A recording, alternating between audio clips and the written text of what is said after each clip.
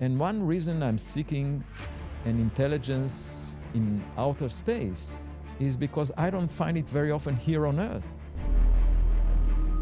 You know, the question, are we alone, is the most romantic question in science. If I were to encounter a higher level of intelligence, what would be the first question that I ask? What happened before the Big Bang?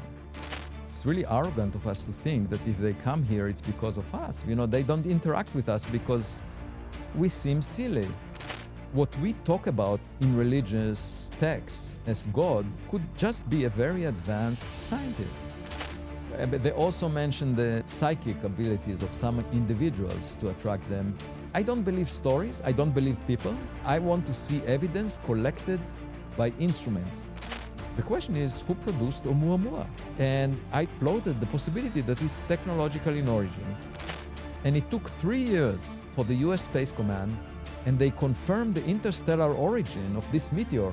And I decided to lead an expedition to the Pacific Ocean to search for anything left in the wreckage of that meteor. So when we die, it's just like unplugging a computer from the power. That's the end. There's no continuation of consciousness. That's it.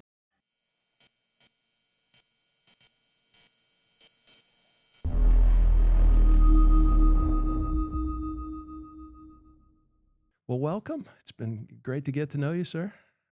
Thanks for having me. It's a great pleasure. Yeah, for sure, for sure. Yeah, we're going to get into some deep stuff today. I got questions about the universe, the Galileo Project, the solar system, life, consciousness, physics, government disclosure, UAP, and then some random stuff that I want to ask you about. So you can ask me anything. If I don't know the answer, I'll admit it. Cool. I appreciate that. Well, introduce yourself if you could, Avi, and maybe give some people a little bit of a background about like where did you grow up? What was early life like for you? I grew up on a farm, very much connected to nature. Every afternoon, I would drive a tractor to the hills of the village and read philosophy books because I was obsessed with the basic existential questions that we have. I loved the existential philosophers like Albert Camus, Jean-Paul Sartre, because they didn't pretend to know more than we actually know. And as a kid, I really was frustrated by asking a difficult question and seeing the adults in the room pretending to know the answer. It was clear to me that they are inventing answers, and I decided to just figure it out for myself. I see science as a privilege where you don't need to listen to stories that people tell you, because we know there are lots of wrong stories. You can figure out the truth just like a detective by collecting evidence. But at the time, I wasn't really thinking about a scientific career. I hoped to become a philosopher. And I was born in Israel, and military service is obligatory. So the closest I could get to pursuing the love of my life, philosophy, was to do intellectual work that is of benefit to the defense of the country, which meant doing physics. I was good at physics. I was also good at sports.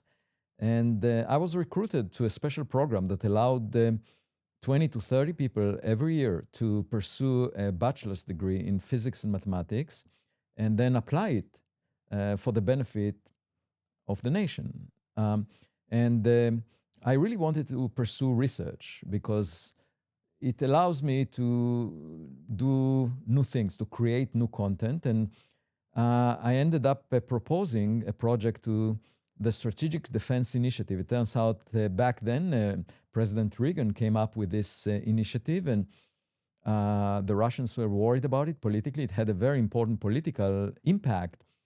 But scientifically speaking, the idea was to defend the US from space against ballistic missiles. And we proposed, I was the chief theorist in that proposal, a method for accelerating projectiles to very high speeds using electric energy. And General Abramson, who was in charge of this program, visited Israel and selected our proposal as the first international project to be funded by the US. And we received a few $1 million a year. We had a whole experimental effort. And I designed a model that was really simple based on energy conservation. We started with a tiny experiment that was just the size of a finger, and then used my model to bring it 100 times bigger, like to the scale bigger than the size of a human body and a few meters in size, and it worked. That was the amazing, for me as a 20-year-old back then, it was remarkable that once you understand how nature works, it actually works. What's amazing to me still is that, the laws of physics apply to every electron throughout the universe. The laws of society, the legal system that we have, is obviously disobeyed every day by many people, and just think about it. Every electron follows exactly the same laws. If you find one electron that doesn't, you will get a Nobel Prize. So it's really remarkable that the physical reality, once you understand it, you can employ your understanding. The only problem that people have is very often they have prejudice. They have some ideas. Like the Vatican had the idea that we are at the center of the universe. They sold it to all the believers. And when Galileo Galilei said, look through my telescopes, you'll see some moons moving around Jupiter. Therefore, the Earth is not at the center of the universe. They declined to look through the telescope. They didn't want that evidence to figure out how nature works. Now, it wasn't good for them. 350 years after Galileo died, they came around. Yeah, he was put in house arrest. And in 1992, the Vatican admitted that Galileo was right. That was 2 decades after humans reached the moon. You may ask, why did they surrender eventually? And the answer is, they had no choice because there was so much evidence. We went to space, we could see the Earth from a distance. It's clear that the Earth is not at the center, it moves around the sun. So the beauty of science is you can learn from evidence and realize that you were wrong. It's a learning experience. And as a kid, that's exactly what I was seeking. So in retrospect, I ended up doing astrophysics as a tenured professor at Harvard, chair of the astronomy department for 9 years. I realized that even though it was an arranged marriage, I was actually married to my true love. I can explore very basic questions about our existential status in the cosmos using the scientific method. But I am different from my colleagues for that reason, because I never entered the field from a young age with the hope to become an astrophysicist. It just happened to me. And so I feel like I'm in between a person from the street and a person from academia. I'm not really the typical professional that you find. What do you think about growing up on a farm has kind of made you a little bit different than some of your colleagues? Like, can you look back on certain things that happened, or just having the ability to explore reality in a much larger surface area than did that impact the way that you kind of view things today? Well, it shaped me in 2 ways. One, when I applied for the position at Harvard University, I was told that there is no point in applying. This is not really a long-term appointment at Harvard, because as a junior faculty, you have very small chances of being promoted. The previous person who was promoted from within was 2 decades earlier. And most of the junior faculty at Harvard just had to leave to another institution to get tenure. I was not worried about that because I had plan B, which is to go back to the farm. And frankly, I had job security. And frankly, I sometimes regret that I didn't go back to the farm, because it's a much more relaxing background, than being in academia, where, the best you can hope for is that people don't attack you for what you're doing. Because in academia, there is this very, day-to-day competition with others for research funds, for honors, awards, and it leads to many negative results. So for me, the farm always represented an escape route that I can go to. Eventually, I was tenured 3 years after arriving at Harvard, because Cornell University offered me a tenured appointment, and The Weizmann Institute also offered me. And so Harvard decided to give it to me, even though I was there only 3 years. Typically, it takes 7 years. So then I obviously was committed. But the other aspect of growing up on a farm that is giving me a different perspective is that, I don't care how many likes I get. I don't have any footprint on social media. I'm not trying to please anyone. As soon as I got tenure, I decided that I can pursue my own interests. I don't, the advantage of tenure is it allows you to pursue risky paths. You don't need to go along the beaten path that everyone else is pursuing, and you don't need to be a member of the herd. I still do it right now in terms of the topics that we will talk about. So growing up on a farm gave me the peace of mind that, nature is really more imaginative than we are, and we should learn from it, and rather than from each other. Because if you just look at human history, the stories that we tell each other often turn out to be wrong, misleading, and frankly, not very uplifting. If you read the news every day, I get depressed because we are clearly not the pinnacle of creation. There is room for improvement. And one reason I'm seeking an intelligence in outer space is because I don't find it very often here on Earth. Right. We're looking for consciousness somewhere. Let's find consciousness somewhere. Well, it exists here, and the question is, what is it? Consciousness. Yeah, right, that's a very fundamental question. Yeah. Does it exist here? Does life exist here, or does consciousness exist here? Are they the same thing? I think is a reasonable question to ask. Well, we definitely know of various forms of life that are very primitive. That, in fact, the fruit fly brain was mapped recently, and we can build a computer model that has all these connections. It's not a large number of connections, and pretty much get a good model of how the brain of the fruit fly operates. Okay, and it may be more conscious than most human beings, I think is kind of my point. Well, I would argue maybe some politicians in Washington, D.C. Yes, exactly, but not all human beings. So there are primitive forms of life. If you think about microbes, they're not very intelligent. And that's why I don't understand why the mainstream of the astronomy community is willing to invest more than $10 billion in the next big space observatory called the Habitable World Observatory in search for microbes in the atmospheres of exoplanets. Why would you be obsessed with microbes when you have an opportunity maybe to invest a fraction of that money to seek intelligent partners out there? The question, are we alone, is the most romantic question in science. If we have a partner out there, we could learn from that partner, from the first date.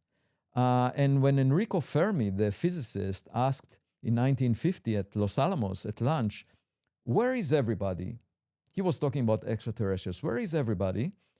That's a question that every lonely person asks. And what you tell a lonely person is, don't be so presumptuous. You're not that attractive. Your partner will not come and sit next to you.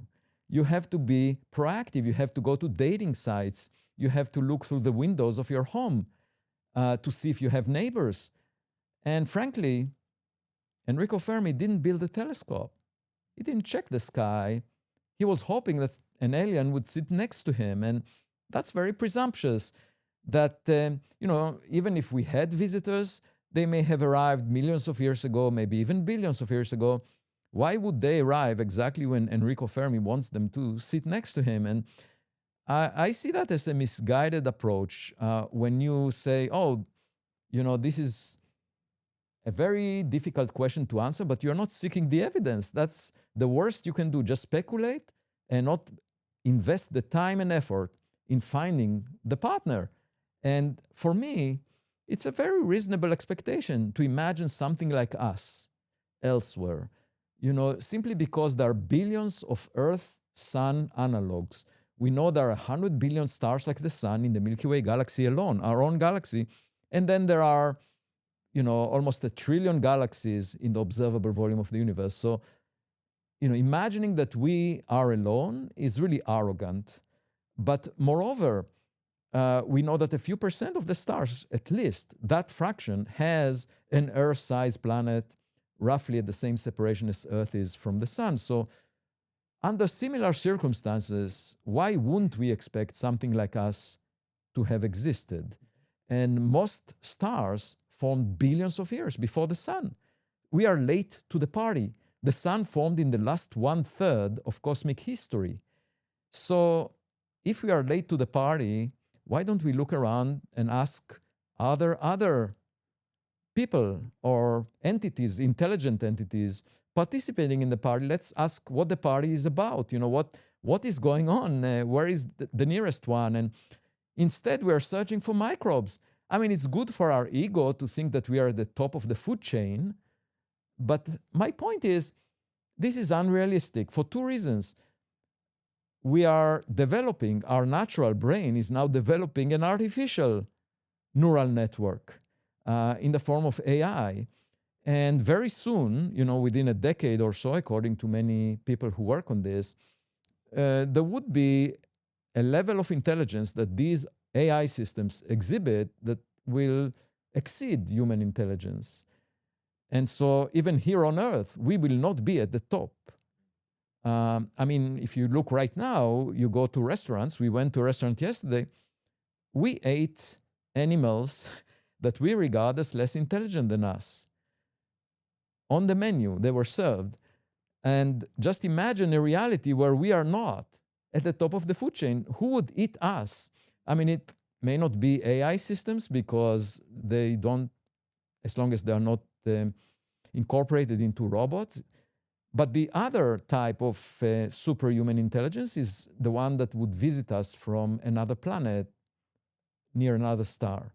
And both artificial intelligence and alien intelligence can be abbreviated as AI.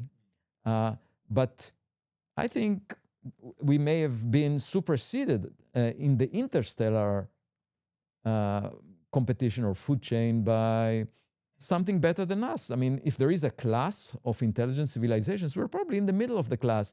Why don't we search if there is a smarter kid on our block and invest at least $1 billion in the next 2 decades to search for that?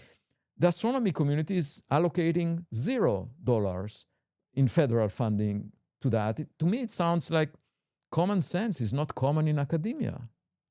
Love it, love it. Yeah, let's dive into one topic real quick before we continue along this path, and it's the topic of, again, I want to double click on this life versus consciousness conversation, and you're talking about the differences between the two, and we're talking about eating steak last night, and we shared a delicious 24-ounce steak last night, and it was fantastic. But I guess the question is like, is there distinction between life and consciousness, and is humanity even conscious right now?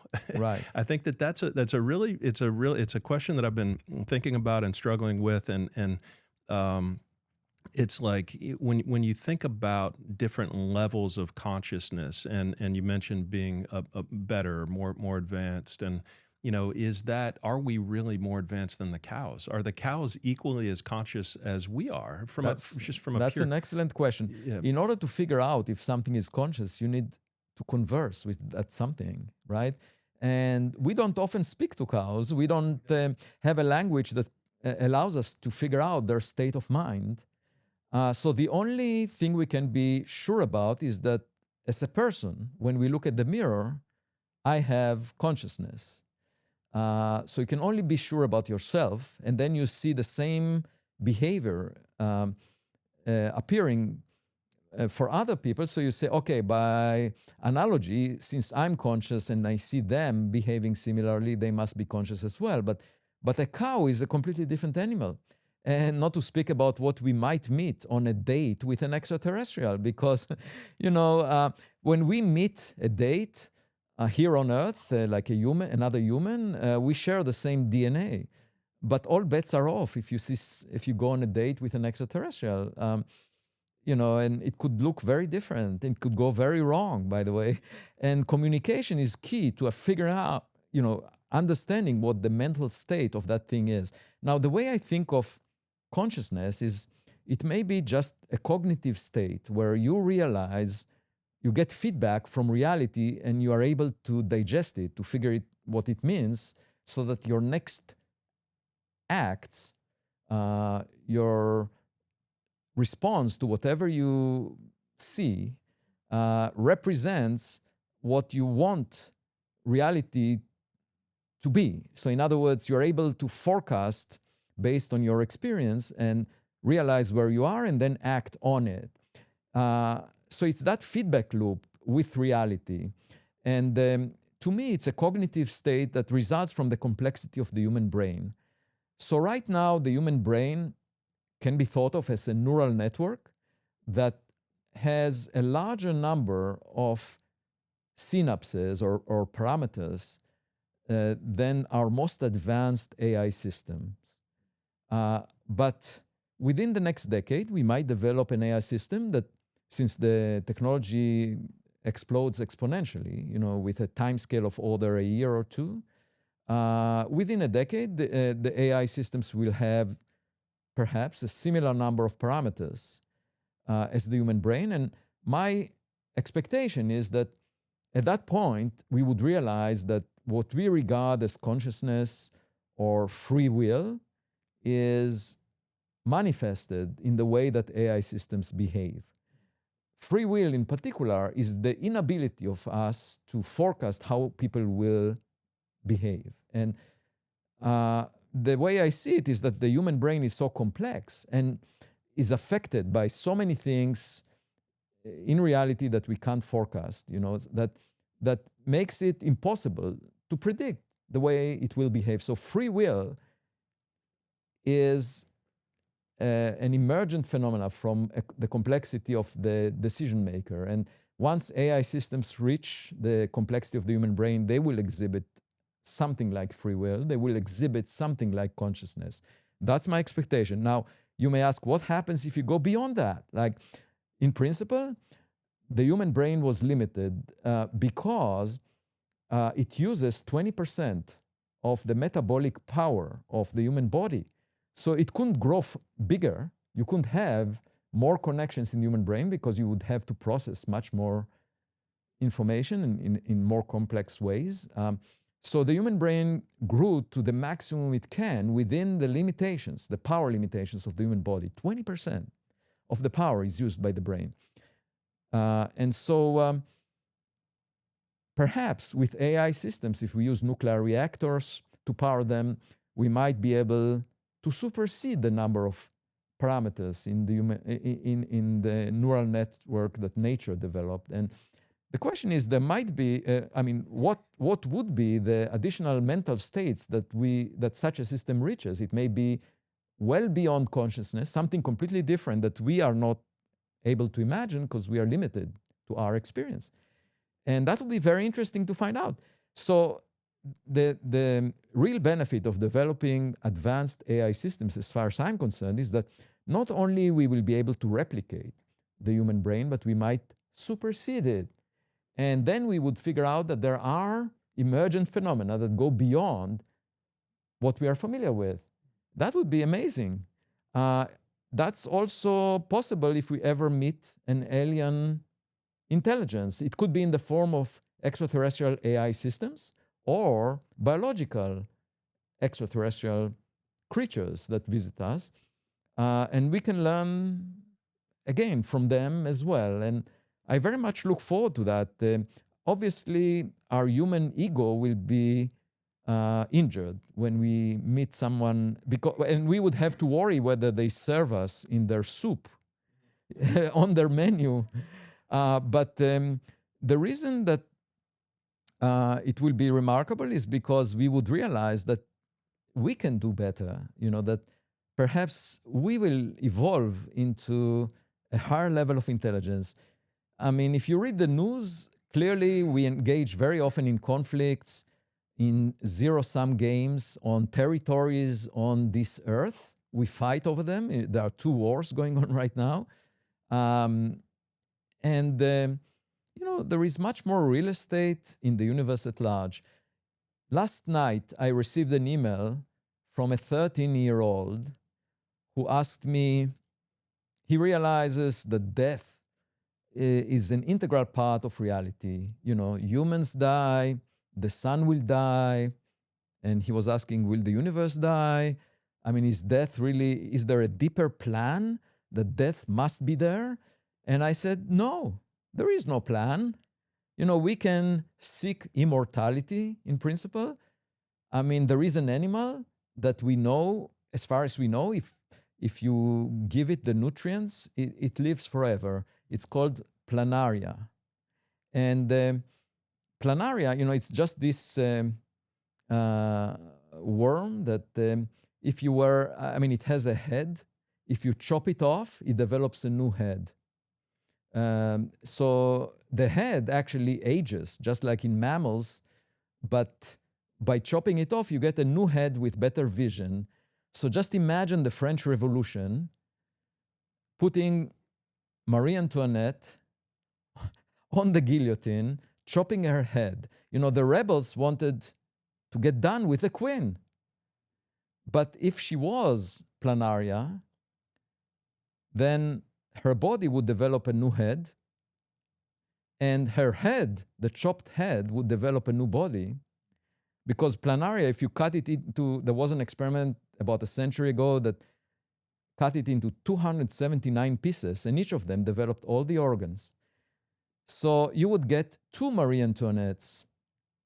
As a result of the guillotine, it wouldn't serve the wishes of the rebels. Instead of one queen, now you have two identical copies of the queen. And actually, the memory is kept in the body of this planaria. So what I'm saying is this animal, in principle, could survive interstellar travel. If you put it on a spaceship, you give it all the nutrients, it can go for billions of years. As far as we know, it could have survived for 400 million years on Earth since the time it appeared. So immortality is feasible. Biology tells us not only that you can live forever, but you can have a body that repairs itself in terms of creating new organs. Just imagine that your car, when it gets bumped, would develop a new enclosure that is, perfect. And another thing about biology, the human brain is using only 20 watts. And the AI systems that are comparable in performance are using gigawatts, 100 million times more energy. How is it possible that, natural selection and evolution on Earth ended up making such amazing entities like the human body? Because the brain is also inside a body that can reproduce. Whereas if you make an AI system out of silicon chips, I haven't seen a silicon, you have to make those semiconductors, the wafers, in protected environments, in vacuum. I've never seen a semiconductor wafer reproducing. It's, just think about the demand on how would you manufacture a system made of silicon chips such that it will remake itself out of raw materials available abundantly on a planet. But biology did that, and it did it for 20 watts. And to me, it illustrates the fact that we are just at the beginning. We had a century of science and technology. I lived through half of that century. I'm 63 years old. So there is a lot for us to figure out. Even though we are very proud of our most sophisticated AI systems, we are investing trillions of dollars in developing the next generation. They are dwarfed by what nature did, and we have a lot to learn from. Eventually, instead of silicon chips, we might develop an understanding of how the human brain really works and make superhuman intelligence out of biology. That would be much better. And then we can plant those on exoplanets if we go there. And, you know, an interesting question is whether we are the product of an interstellar gardener. Before we get to that, because now we're going deep into a rabbit hole. But I want to. It's a fantastic question, but I want to back it up to the original question and just invite you to explore a perspective that very much aligns with yours, but that also doesn't align with yours in several ways. And so I want to attempt to paint a picture for you. So we talked about the difference. I asked about the difference between life and consciousness, and so. And then the initial response was when we look in a mirror, we see ourselves, and so we know that we are conscious. Right. But is that really the case? I think that we can know that we're alive when we look in the mirror and that we see ourselves and we see life. But we can also look at a plant and say that the plant is alive. We can look at an animal. We can say that the animal is alive. But it's the level of complexity. But where does the consciousness come into play? And I guess, from my perspective, if you talked about free will, and we talked about ego, and we talked about a higher level of consciousness and immortality, and those are all the right things to think about as it relates to this topic. And I do think that free will and consciousness are very highly correlated. That if you have free will, you have consciousness. If you have consciousness, you have free will. But not everybody that looks in the mirror has free will, and not everybody that looks in the mirror has consciousness. And so, what is it that creates that for some people? You mentioned politicians, and that some politicians are just and we joke about it, but they're really not conscious. Like, they're really, from a mental standpoint, their decisions they're not making decisions. They're just reacting their way through life based on their conditioning and based on their beliefs. And so that is, if you can recognize that our beliefs, not you, but humanity can recognize that our beliefs, our conditioning, our reactivity, our egos is what makes us unconscious, and that in order to begin to let go of some of that stuff and our firm belief systems and being closed-minded. I mean, you talk about growing up on a farm, and that leading to your ability to be open-minded about things and be curious and want to explore the world.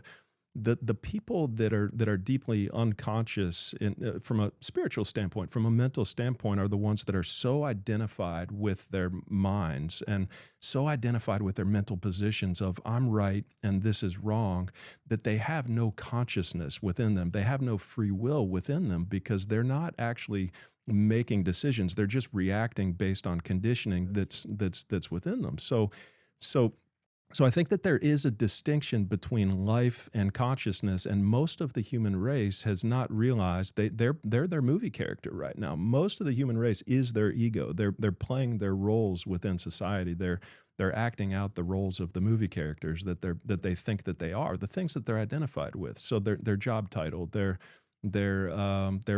political party, their religious affiliation, their nationality, the state that they're born in, their football team.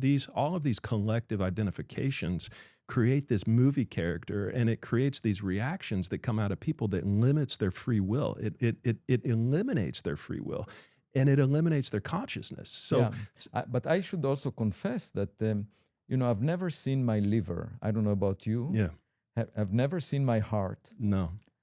Because I never had an operation that opens my body. And even then, I would probably be a slit. And therefore, I have no special connection to the way I'm made compared to a stranger. So I don't know the inside of my body better than I know the inside of someone else's body. And I cannot claim that I'm responsible for my abilities. And therefore, I don't see any point in being arrogant, because what are you proud of? Like, if you have a car, many men get pride out of driving the car really fast. If it has a strong engine, it gives them a boost to their ego. But the car was manufactured by a car, company, and the dealer sold you this car and you are just driving it. What are you proud about? It's not you. They're identified with the car. Yeah. But my point is, forget about the car, even our body was handed to us from our parents, right? So it's not something we can feel responsible for. The only thing we can feel responsible for is the way we use it. And if we do good to the world as a result. And that's what we should be proud of, the decisions we make. And those decisions are a matter of free will. You know, we can shape a better future than the past. That's what many people, they think about the future like the weather. You know, I cannot change it. You know, it will happen one way or another. I cannot control politics. But it's not true. It's, you know, you can shape your future, and only by admitting or surrendering to the notion that you can't shape it, you allow others to control it. And so free will is really the recognition, not so much that we are responsible for our abilities, but or what, you know, but that we can work towards a better future than the past. Okay, and so I think that's now the one thing that we're missing is a sense of humility, because when you start to believe that the car you're driving is performing so well because you are, you know, a male with a lot of power, then, you know, you do other things as if you are important, and you know, that can actually cause a lot of damage to people around you. And a sense of humility is always good, because it allows you to pay attention, to be conscious of the environment more than yourself. For example, Friedrich Nietzsche, you know, back in the 1880s, suggested that God is dead, that traditional religions make no sense. That's what Friedrich Nietzsche argued as a philosopher. And then we had a whole century of modern science and technology, and that filled our generation with hubris. You know, we are at the top of the food chain. We have science and technology. In fact, many of the people who serve as tech support to the White House right now think that they don't even need science. Just technology is enough to propel humanity to a better future. And they are arrogant in believing that spirituality is not needed. Some of them. I'm not saying all of them. But the point of the matter is that it's an illusion, you know, that if you focus here on Earth and you focus just what happens next to you, and you believe that you are almighty because you can control what happens in your immediate vicinity, and you ignore the fact that there is much more out there, you can be arrogant, but that's a sign of ignorance. Arrogance is ignorance. Because once you realize that, you know, there are maybe trillions of planets, like the one you're on, that have more real estate that we have here on Earth, your self-importance is becoming secondary. You know, you want to figure out what happens out there. You realize the universe existed for 13.8 billion years. So I actually had a bet with Elon Musk. After the elections, Peter Thiel said nobody should bet against Elon Musk. He said it on several podcasts. So the following day, I placed a bet against Elon Musk on medium.com. That's where I put essays every day or two. And I said, I'm willing to put 1% of my net worth against 1% of Elon Musk's net worth. To address the question, is Elon Musk the most accomplished space entrepreneur since the Big Bang, 13.8 billion years ago? He said that we should go to Mars because we have to preserve humanity since we might be alone. Okay, there is nothing like us in the universe. He said it's most probable. And I said, no, you are wrong. I'm willing to bet that there was a more accomplished space entrepreneur. And so let's put this money on the table, conduct the research, and if I turn out to be wrong within a decade, we don't find evidence within a decade, then I'll give you another % of my net worth. I think by investing a few $1 billion, we can actually make a lot of progress in finding whether we are the most intelligent species out there. He did not take the bet, but I heard him on a podcast with Ted Cruz saying just recently that we should search for technological artifacts from extraterrestrials or something to that nature. And I immediately thought of Oscar Wilde's quote, imitation is the sincerest form of flattery. Right, right. Yeah. No, yeah, for sure. I mean, you were talking in front of Congress just a few weeks ago, maybe it was a month ago now, and you were pleading to them to, maybe pleading's the wrong word, but talking to them about investing in for the search in extraterrestrials and extraterrestrial technology. So this was a briefing about what is called unidentified anomalous phenomena.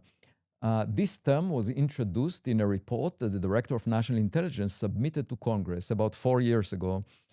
And the claim is there are objects in the sky that the intelligence agencies and the military does not understand, okay? And they established an office in the Pentagon to explore those past reports. So in my briefing on May 1st, 2025, I basically said that, you know, we should admit that there are objects we don't understand. It's a serious matter that the intelligence agencies are talking about them because the defense budget is nearly $1 trillion in fiscal year 2026. That's the allocated fund. And for the Department of Defense to come forward and say, we cannot figure out some objects in the sky is an admission, you know, a very embarrassing admission that they're not doing their job. How frequently do you get someone that gets $1 trillion to say, you know, I'm not really doing my job? That's what they're saying. So my point is simple. For 0.1% of this budget, just $1 billion, we can have a Manhattan Project style endeavor where I will be able to attract the very best scientists worldwide, just like the Manhattan Project attracted the very best minds, to address the question of what are these unidentified objects. And we will use the best AI algorithms, the best sensors in the world to figure it out. And at the end, if we end up finding that all of them are human-made, I would feel good about it because it was money well spent. The defense of the country benefits from it. The Department of Defense can employ these AI algorithms, these sensors, to protect the nation. So something good came out of it. If we find that 1 in a million objects is extraterrestrials, whoever finds it will get the Nobel Prize. Now, I'm not seeking the Nobel Prize. I was actually asked a week ago, are you doing all of this just to get the Nobel Prize? And I said, no, I don't care about the Nobel Prize because, you know, if I find extraterrestrial intelligence, I would care less about the invitation from the Nobel Committee to visit Stockholm. That would be a waste of time, you know, just attending to a committee that awards prizes every year from humans to humans when you have a chance to learn something from a superhuman intelligence that visits us.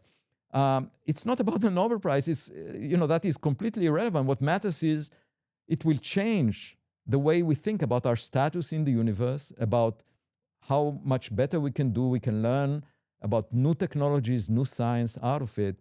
That's what I'm after. Now, if I don't find it, the Department of Defense will benefit from this research. So that was my proposal to Congress. I'm not sure if they will implement it into the defense budget, but I do think it's the right thing to do.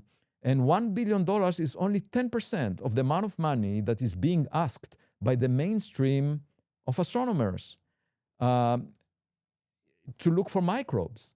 So, you know, it makes sense to me that, you know, we can help protect the nation and perhaps find some gadgets, some artifacts that, you know, are functional devices near Earth or space trash, because we launched a lot of space trash over the past 50 years.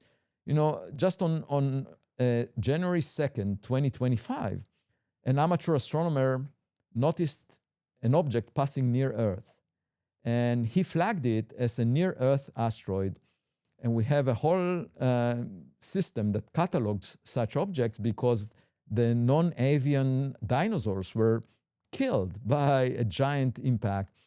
And so we are smarter than dinosaurs. We want to know which objects may impact the Earth and maybe deflect them if necessary. Anyway, it was considered a near-Earth asteroid. And then less than a day later, they realized this object is actually moving along the orbit of the Tesla Roadster car that was launched by SpaceX in 2018 as a dummy payload on the Falcon Heavy. And it's actually space trash. It's just a car. And think about it.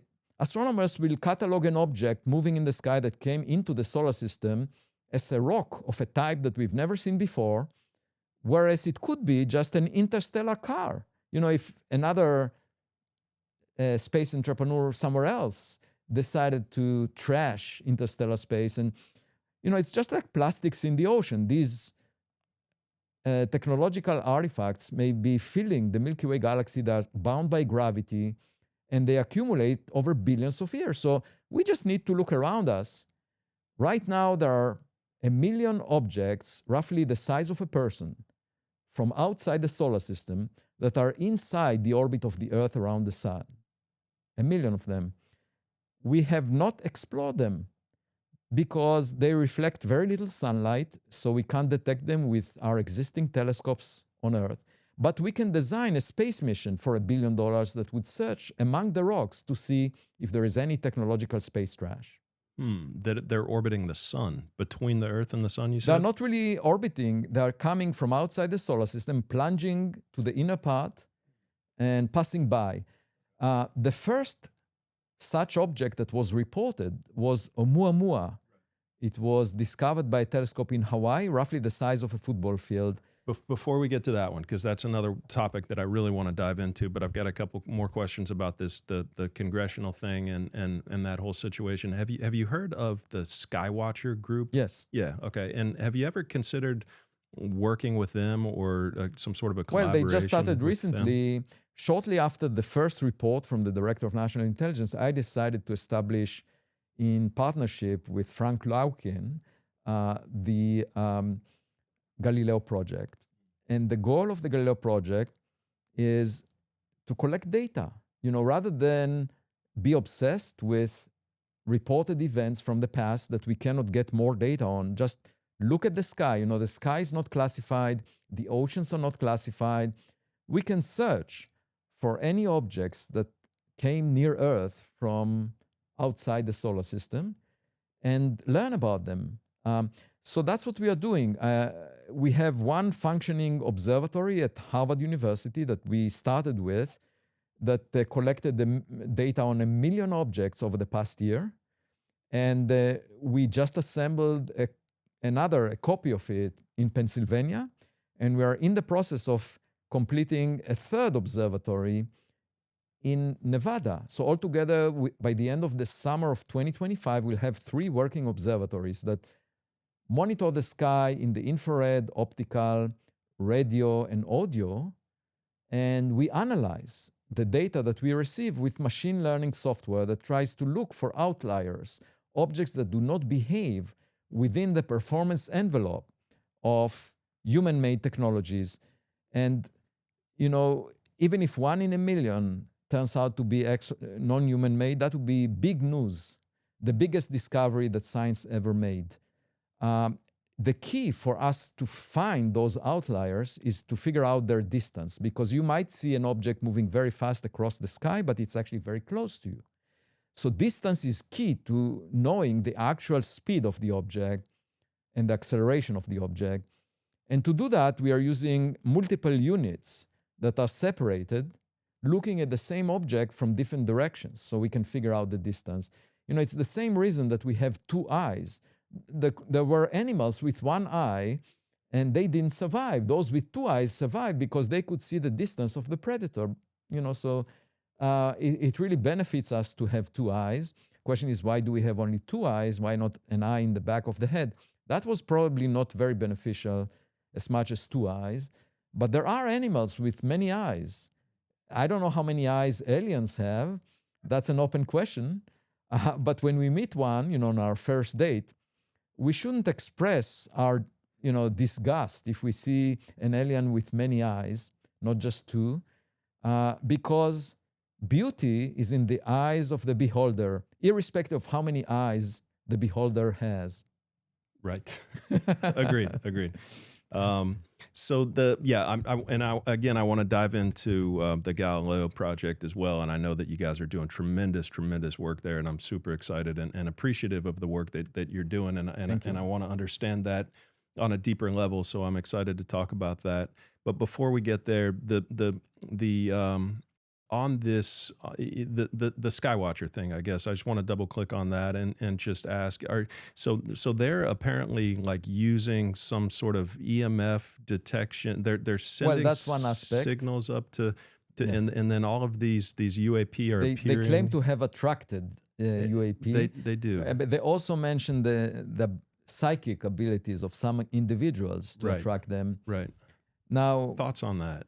Well, I'm willing to test that, but I don't regard humans as reliable detectors. I mean, they might have some influence on these UAP. I would like to see the evidence for that. I have nothing against it. I'm willing to test it in our observatories. But we know that when there is a car accident, different eyewitnesses say different things. They provide different reports. We know that people on death row were exonerated when DNA evidence came along. And that means that there were people testifying under oath, being very convinced at the guilt of those that were penalized, and nevertheless they were wrong. So my point is, I don't believe stories, I don't believe people. I want to see evidence collected by instruments. And by the way, I'm not alone, because FIFA, the soccer world organization, is deciding about whether a goal was scored or not on the soccer field, not by going around and asking the players, not by going around and asking the audience. I mean, this may have happened a long time ago, but now they're using cameras and they are analyzing the footage. Why? Because instruments do not have an agenda. They could sometimes, if you don't fully calibrate the instruments, they can give you wrong data. But once you fully understand how the instruments work, you can rely on them much more than on people. So someone like Jake Barber or like David Grush, your thoughts on them are just that they're people and that they may be telling the truth. So here is my thought about that. I mean, I had an hour-long conversation over Zoom with David Grush, and I asked him to provide me with specific details. And he said he cannot provide it because he will end up in jail if he were to do that. That, to me, was not obvious, because if you know about something as important as extraterrestrials, it may be worth being in jail just to let humanity know about it, right? Because it's such a big piece of news. Galileo was in house arrest, sort of like jail, just delivering the news that we are not at the physical center of the universe. So think about the news that we are not at the technological center of the universe. If I were David Grush and I knew it for sure, I would be willing to go to jail. Why not follow the fate of Galileo and do it? But he doesn't do it, okay? So I cannot tell.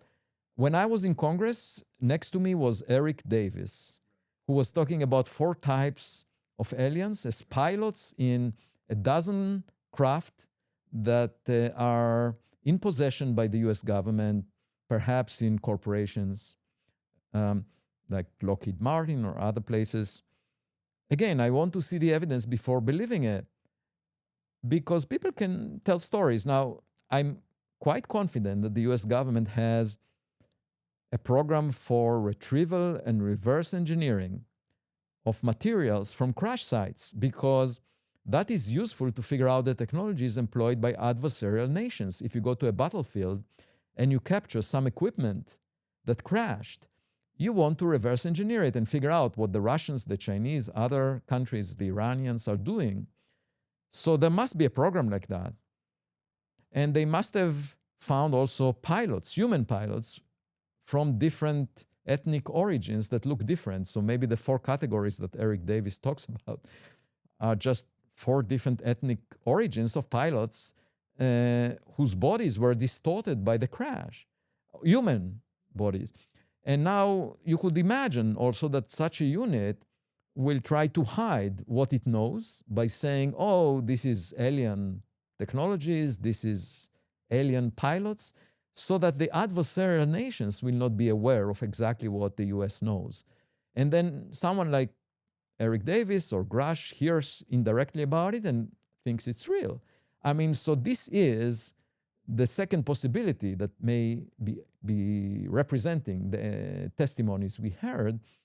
For me to figure out whether that's the, I mean, I fully believe them. They are sincere. They tell us what they, you know, within the boundaries of what of their NDAs. They tell us what they know. They don't give us all the details, but they truly probably believe in what they say. So I don't think that trying to fool us.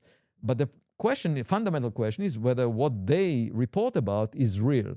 In the same way that eyewitnesses in the courtroom can declare a person guilty, even though the person was not in the crime scene at all, based on DNA evidence. So my point is, I believe their sincerity, but I really want evidence or data that I would like to see the materials or the bodies that the US government may have in their possession. And of course, if I see it, I'm willing to even sign an NDA and not tell anyone about it. That's not the issue. It will save me a lot of time to know the answer. And the only way you would be able to figure out that maybe something changed is because I would stop my work trying to find the answer myself. If the government has it, you will just see me very satisfied, taking a vacation. Right, because you're in front of Congress saying, hey, let's invest billions of dollars to find extraterrestrial life. And then Eric Davis comes on and says, hey, I know that we have extraterrestrial life and there's 4 species and here they are. He says that, 10 minutes apart from when you're talking. So. Right. Well, I want to see the evidence. It will save me time. Yeah. I will take a vacation, let an AI system do my job. But so you've been attempting to understand the nature of reality since you were a kid, and right. you're open-minded to the various possibilities. So I want to pin you down if that's the right answer, and try to get like what is the probability of each of these individual possibilities being reality? Like the David Grush and the Jake Barber, if they really are coming out and they are the initial whistleblowers that are coming from within the US government that have direct access to these programs, like what's the possibility percent that they're telling the truth and that is the nature of reality versus some other probability of no aliens anywhere, or some other possibility, where is your head? Yeah, so here is the way I think about it. Yeah. The probability is either 0 or 100%. No. Depending on what really happens. Yeah. But within government. So I can tell you that a day before I was in Congress, I visited the All Domain Anomaly Resolution Office, which is in the Pentagon, and I asked them, how unusual are the things that you explored so far? Do you see anything? And they claim they have access to all the data within government. And aside from reports from a few FBI agents that they cannot explain, there is nothing. Okay? So that's what they say to me. A day later, Eric Davis sits next to me and says what he said. Who should I believe? Don't believe the government. That's what my wife said. But the question is, maybe, I don't know who to believe, because there are these two sides. By the way, there are also a lot of other people. There are skeptics and believers, and they are convinced. So both skeptics and believers tell me that I should not pursue the subject, scientifically speaking, because they know the answer. The believers said, no, why should we give $1 billion for this research? We already know the answer. And the skeptics say, let's look for microbes. And I say, no, let's do the most sensible thing, which is to figure it out. 1,000 years ago, there were lots of people who said the human body has a soul. There are still some people who say that. It's the soul that has a human body, not the human body that has a soul. Let's get that straight. No, but the point was that they said the human body should not be opened, should not be dissected, because you might hurt the soul if you were to do an operation. That was the belief 1,000 years ago. Now imagine that scientists would say, okay, wait, it might have a soul, and therefore, and therefore we shouldn't touch it. Or some other people would say, oh, this is nonsense. Let's ignore it. Where will the medical science be if we were to not operate the human body? The only way to make progress is by actually seeking the evidence directly. So the human body was opened. You could see all the organs. We now know how to treat them. We save lives this way. Obviously, it was for the benefit of humanity. It didn't hurt the soul. I mean, if someone had an operation, the soul was not damaged as a result. We know that because the physical body is not, there is nothing in it. It's just like the carburetor in the, or the engine of a car. You can fix it. Yeah, the car is the body and the soul is the driver, right? We got to remember that. If there is anything beyond the body, but you might say, okay, the brain is so complex, just like a Tesla car is being operated by a computer. A computer is still hardware, but it does very abstract, operations. And so perhaps the human brain is like the computer that controls the Tesla car. Okay. And by the way, I just wanted to mention that, this is not a political statement. What I find ironic about Tesla cars is that, the progressive left bought a lot of Tesla cars to protect the environment. Now they're scratching each other's cars just because of the political statements that Elon Musk made.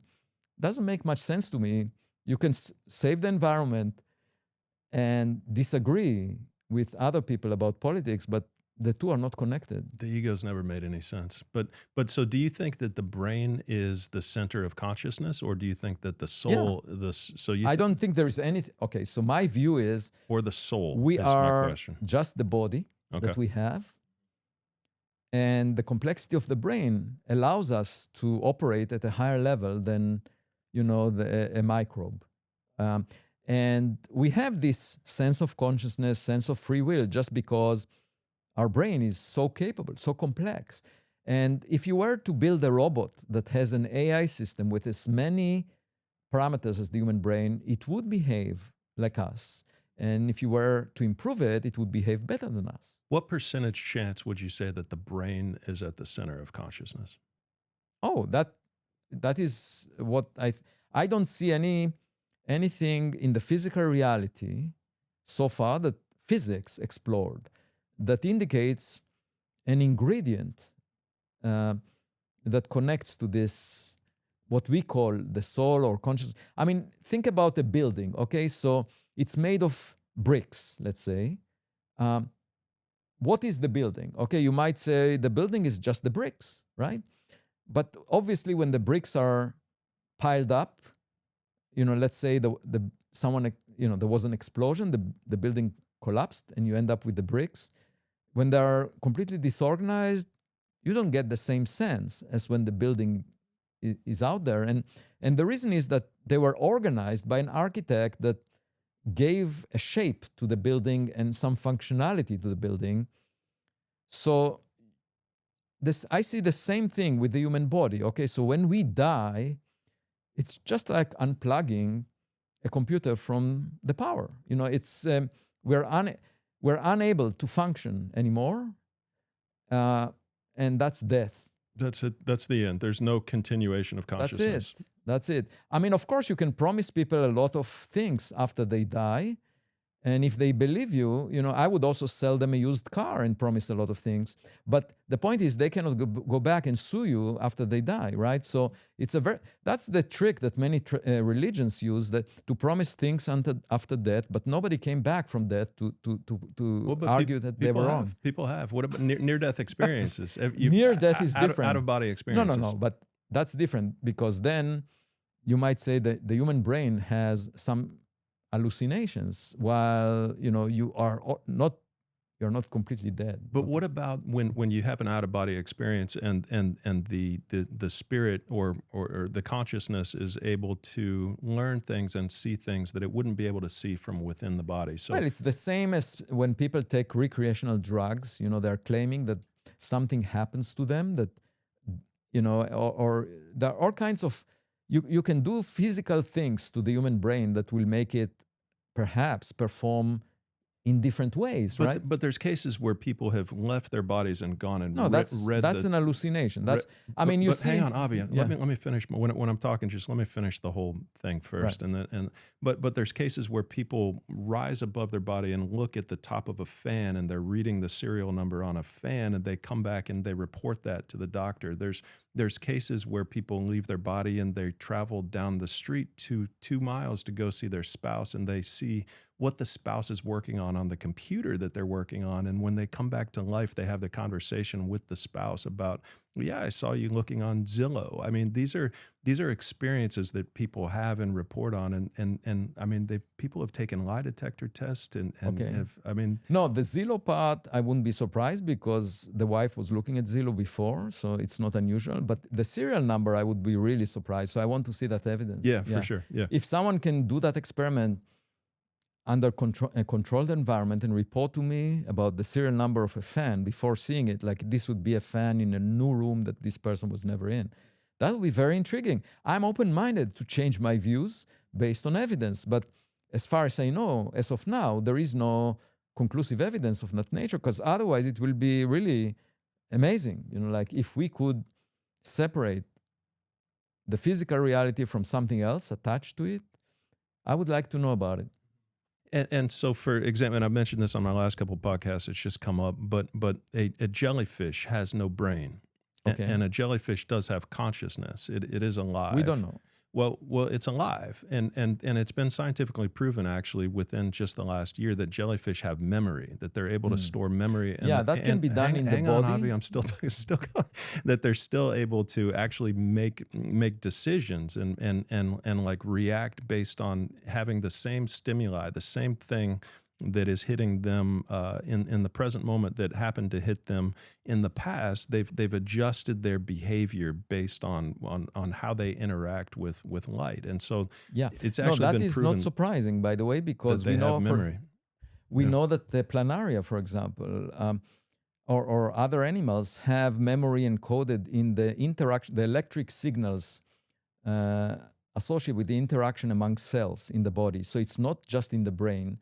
Memory can be captured in electric signals. There are actually studies demonstrating that. So I'm not surprised that you can have memory unrelated to the brain. Okay, so it's related to the electric signals encoded in the interactions of cells within the body. We know that for sure because we measure these, and we know for a planaria that if you chop the head, memory is still preserved because it's in the body. So the new head actually remembers things.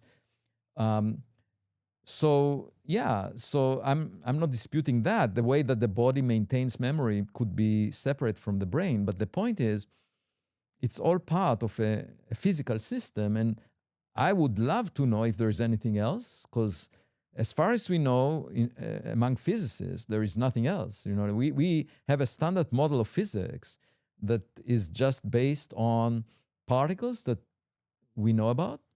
There are some particles we don't know about. We call them dark matter. And there are interactions that we know about. But do you think that limits you in any way to understanding the true nature of reality? If you're not open to, Oh, I'm open. Yeah. But okay. So what we need is conclusive. We need to do experiments where someone would be able to tell me the serial number of the fan in a new room that or not just by having this near-death experience. I mean, and if I see that evidence, I would be compelled to believe it. Yeah. Okay. Yeah, I think it's a shift in perspective from a mind-based consciousness to a spiritual-based consciousness, and I guess it's I feel like science could advance so much faster if they were open to a spiritual-based consciousness, and I would love to know the answer to that, if there is anything that we are not appreciating. Because then, if there is something like the spiritual component that you're talking about, the question is, how did it arrive at Earth? Because Earth started from a soup of chemicals, and it could have developed within the biology that we know about, like more and more complex systems were built up over time. It could have also been seeded by an interstellar gardener, someone who came from far away that planted the seeds of consciousness and spirituality. can I tell you what I think it is? Yeah. I think it's the sun. I think that we're sunlight, that actually the sun is what seeds planets with life, and that life is light, actually, very, very, very much scientifically speaking, and very directly, light and life are equal. And that's why plants, when they capture light through photosynthesis, they're alive for a period of time while they have light within them, and while they're lubricated with water. And humans are the same way. While we have water within us, and when we have that, we've captured light actually through the sun, and that when the sun eventually it initially hit the earth and began to just bombard the earth with sunlight at our very beginnings, that's when the light began to get trapped within these single-celled organisms. And the single-celled organisms would capture the light, and the light would bounce all around, and then it would become active, they would multiply, and then life eventually evolved from light. I think that the energy that we are, the spirit that we are within our body, within this car that we're driving, is actually physically light. And I think that the double slit experiment, where light behaves differently if it's observed or if it's not observed, actually has to do with the properties of light, and that light becomes conscious when it's observed, when it's and when it's trapped within something, when it's trapped within a rock and it's bouncing around and it creates crystals within the rock, or when it's within a plant, or within a human, or within a single cell organism. I think that actually the light that we are, the spirit that we are, the energy that we are, the thing that makes us different than this stool, because you can fill this stool with water, is actually light energy. And that's why life is so abundant, I think, throughout the universe, because all you need is sunlight and all you need is water to create life. Well, so let me give you the perspective of a physicist. Okay. The sun is definitely just a physical object. It's a nuclear reactor that formed as a result of the condensation of gas. We see that gas in the Milky Way galaxy, and every now and then it condenses into the so-called molecular clouds, and the gas cools and fragments into stars. We see that process in the making. We see star-forming regions that are beautiful because you see the fragmentation of the gas into stars. And that's the way the sun formed as well, out of a local cloud of gas that condensed to make the sun. And then the gas was swirling around the sun as it was forming, and there was some residue that was left behind that ended up making the planets. So there was a disk of gas orbiting the sun, and then the heavy elements condensed in the midplane of that disk of gas and fragmented into planets like the Earth. Rocky planets close in, but then in the outer parts, there are these gas giants like Jupiter that accreted also hydrogen and helium. So at any event, the Earth is just a result of the debris that was circulating the sun. That's why the Earth moves in almost a circle, a perfect circle around the sun, and the same is true for all the other planets because they came out of this disk of debris left over. The sun itself, the gas in it, condensed so that in the core of the sun, the temperature got high enough to about 10 million degrees, such that hydrogen nuclei, which are protons, can fuse. Just like in a fusion reactor, they fuse and generate energy. So it's a nuclear reactor. The sun is the one nuclear reactor that we know works by fusion, because we haven't yet made a working fusion reactor in the laboratory. We're trying to imitate that.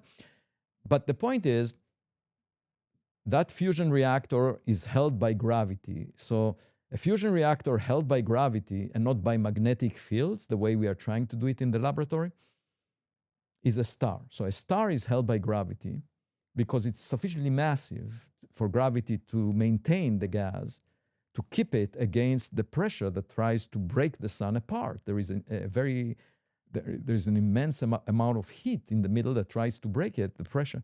So at any event, it's held together, but eventually the fuel will be consumed. So in 7.6 billion years from now, the fuel in the middle of the sun, in the core, will be consumed, and at that point the sun will expand, engulf the Earth. Supernova. No, not supernova. It's not massive enough for an explosion. It will just expand, and the envelope will reach the Earth, and the moon, as a result of friction on the envelope of the bloated sun, the moon will crash on the Earth. Right? So just think about it. The moon was a rock that was chipped off the Earth as a result of an impact by an object called Theia that had roughly the mass of Mars, collided with Earth shortly after the Earth was made, and then chipped off the moon, which is now moving around the Earth. But when the sun will engulf the Earth and the moon will crash back on the Earth because of the friction on the gas. And then the Earth would sink to the center of the bloated sun because of the friction on the gas and get evaporated. It will evaporate. So nothing will survive beyond 8 billion years from now. Anything that we construct right now on Earth, and we are very proud of, will not survive that moment unless we travel to space. That's why, in the long run, everything is mortal. Everything that we put on Earth, we cannot be proud. Now, all of this story is to tell you the sun itself is just a ball of hot gas held together by gravity that is right now fusing its fuel, hydrogen, and the radiation that it produces, the heat, leaks out from the surface of the sun. Okay, so we see it at a temperature of 5,800 degrees Kelvin above absolute zero. So that's the surface temperature of the sun. We see that glowing. That's what we see during the daytime. And that heat is impinging on the Earth, and of course allowing the chemistry of life as we know it in liquid water. Liquid water does not exist on the surface of Mars right now because it lost its atmosphere. But early on, in the first 2 to 3 billion years of its life, in the first half of Mars history, it had an atmosphere, just like the Earth. It had liquid water on the surface, and it probably had life. So now, when you say life depends on sunlight, I would say that sunlight, that radiation, that light can be produced by a lamp, just like you have in this room, okay? There is nothing magical about the sun producing this light. You can produce the same type of light with electricity. So as far as I'm concerned, there is no spiritual component to the source of light that you call the sun, because I can generate the same radiation. You wouldn't be able to tell the difference. Exactly the same radiation I can produce by artificial means, just out of physical, components. So there is no anything. Now, what happened to this light? There is no what? There is no spiritual component that needs to be added to the mix. If you were to make a recipe for producing this radiation, this light, you don't need to make this light just like baking a cake. You have some ingredients, you put them together, you end up with a cake. If you want to end up with sunlight, you don't need to use the sun for that. You can make an artificial object made of just physical, no spiritual component whatsoever. And so if you think about life having something extra, it has to be something that is not supplied by the light. Okay? I don't say it doesn't exist, but I'm just saying that it's not sourced by the sun.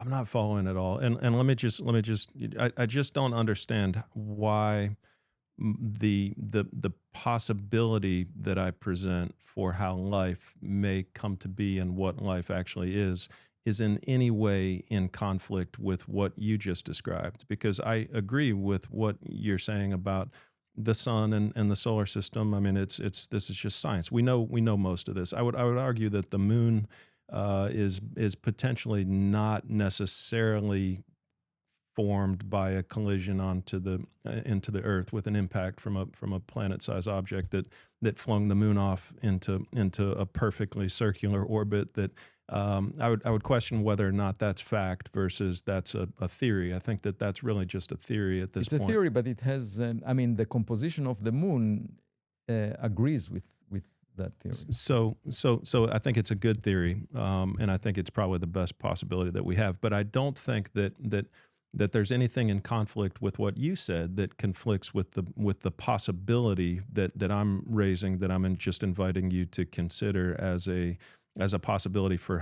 what life actually may be.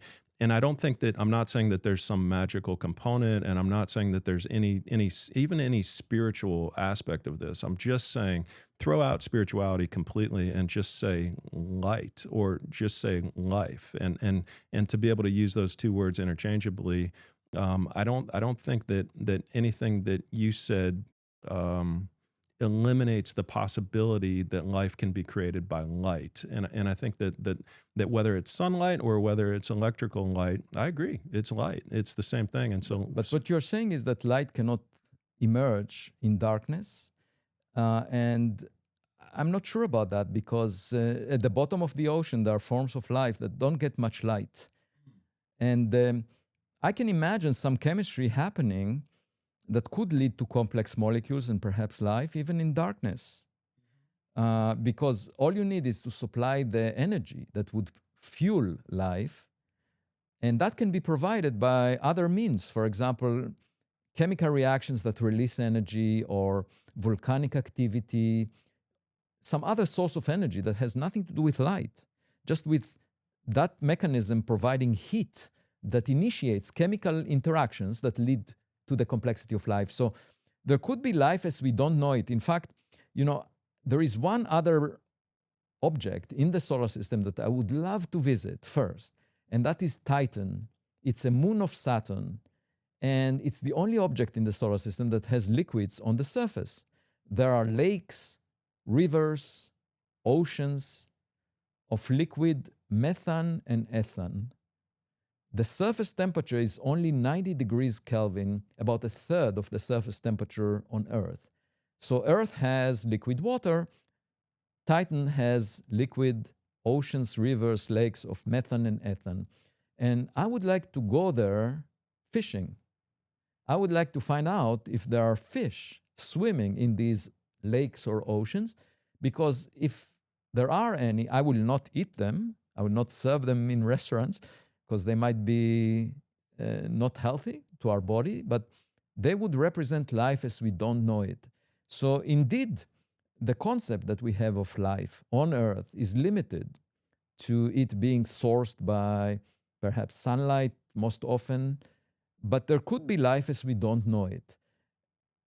Not only in other liquids, but also under the surface of icy objects. So for example, we know that in the outer solar system, all objects that contain water are too cold to have liquid water on the surface, that they have no atmosphere to maintain liquid water. But under the ice, 50, 100 kilometers under the ice, there could be liquid water, because they are warmed up by radioactive decays. And the interesting question is whether there is life under the ice.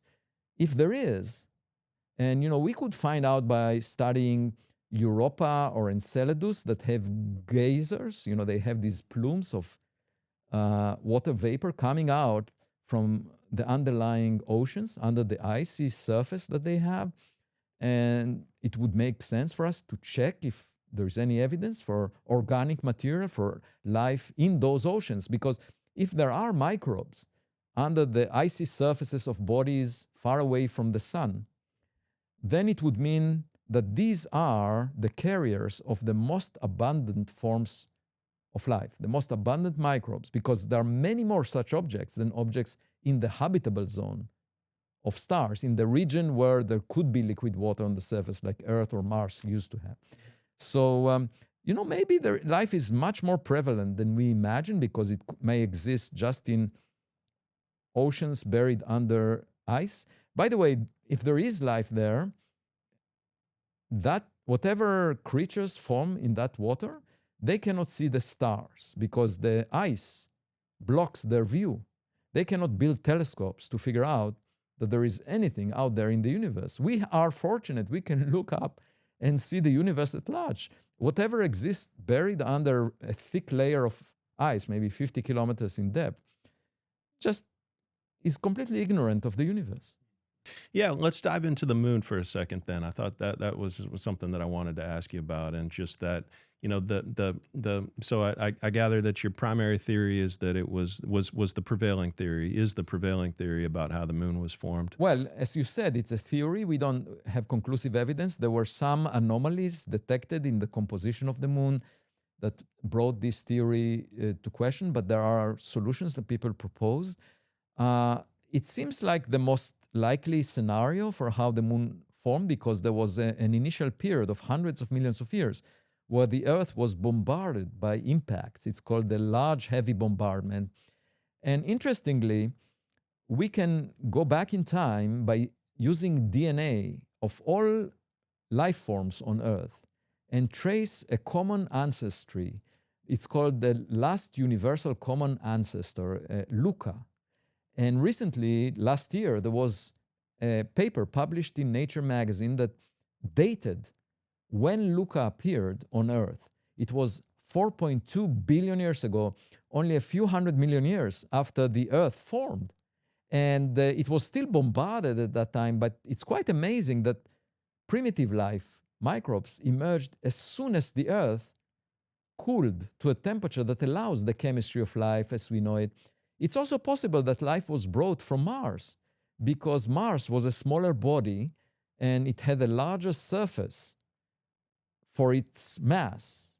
So when you make smaller bodies, the ratio of the surface area to the volume is bigger, because the volume scales as the size cubed and the surface scales as the size squared. So when you make the body smaller, you have more surface per unit volume. And so Mars could have cooled. The cooling is coming from the surface. The heat content is related to the volume. So Mars cooled before Earth because it was a smaller body, and it could have developed life as we know it, or the first microbes before Earth. And because intelligent life? Not intelligent. That took much longer. But there were rocks delivered to Earth from Mars, because Mars was bombarded and some rocks were chipped off the surface and they arrived at Earth, and they could have carried tiny astronauts in them. So when Elon Musk talks about going to Mars, it's actually just like people saying we want to go back to our childhood home. If indeed life started on Mars and was delivered to Earth, we are all Martians. And going back to Mars is like going back to our childhood home. And what I'm saying is nature could have delivered the first astronauts in these rocks. And, again, we shouldn't believe that, we are that important, because that trip was already possibly made by other astronauts.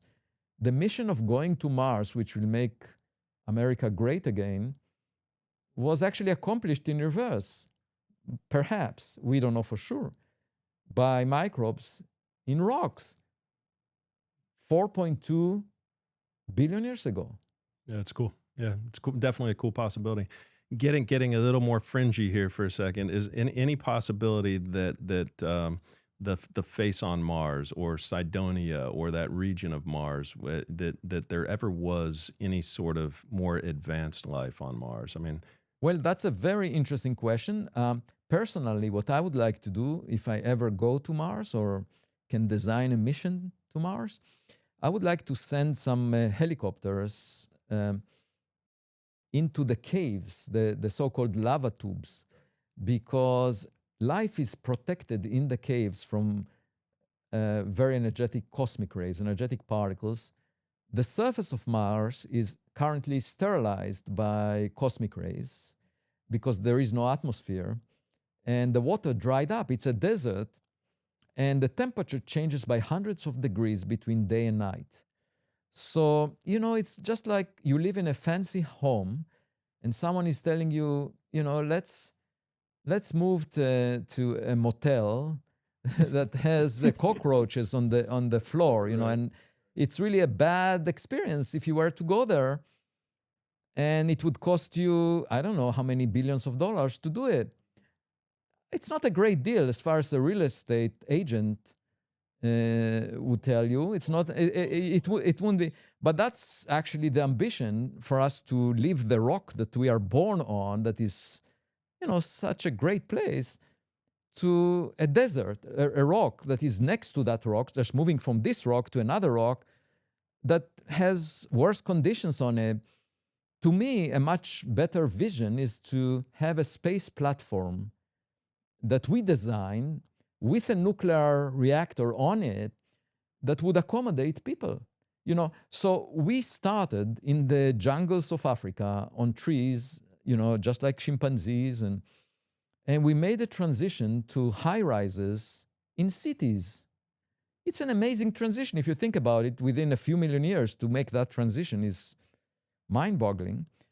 In my view, moving from high rises in cities to space is less of a leap than going from a jungle to high rises. So I see that as an important step forward for humanity to build constructions in space, space stations, on which humans can live for an extended period of time, rather than move from one rock to another, which would be similar to one of the chimpanzees back in our history saying to another chimpanzee or to the tribe, let's move from this forest to the next forest. Like, this is not a big leap. Moving from this forest to another forest that actually doesn't have much fruits in it, why would you do that? So moving from Earth to Mars is not to our great benefit because the conditions there are much worse. I mean, there might be a lot of people who want to make the transition because they are completely frustrated here on Earth. I wouldn't blame them. But I think it's much more visionary to imagine a space platform that we construct such that, just like the high rises, it offers us what we need. Because we design it. It's not nature that made a rock in a place where that rock doesn't have the conditions suitable for life right now on the surface. But I didn't finish answering your question. So we do have imaging of Mars. We do have imaging of the moon. But it's not detailed enough to tell us whether there are any technological artifacts there. And I think it's worthwhile doing archaeology on Mars or the moon, because these bodies collected debris from interstellar space that collided by chance with them. And it's possible that there are artifacts, there are technological space trash from other civilizations far away that happen to collide with Mars or the moon, and they are just like museums because they didn't have much geological activity. In fact, the moon didn't have any to mix the outer layers with the interior. So things collected there. Now we just need to dig a little bit to check, or even on the surface, to check if there are any artifacts that were not human-made. I think that would be a very interesting line of research that was not yet pursued. And just one more thing. With respect to these lava tubes, the caves, I would love to check them with these helicopters to see if there are any paintings on the walls that are prehistoric. Yeah, for sure. That would be that would prove it for sure.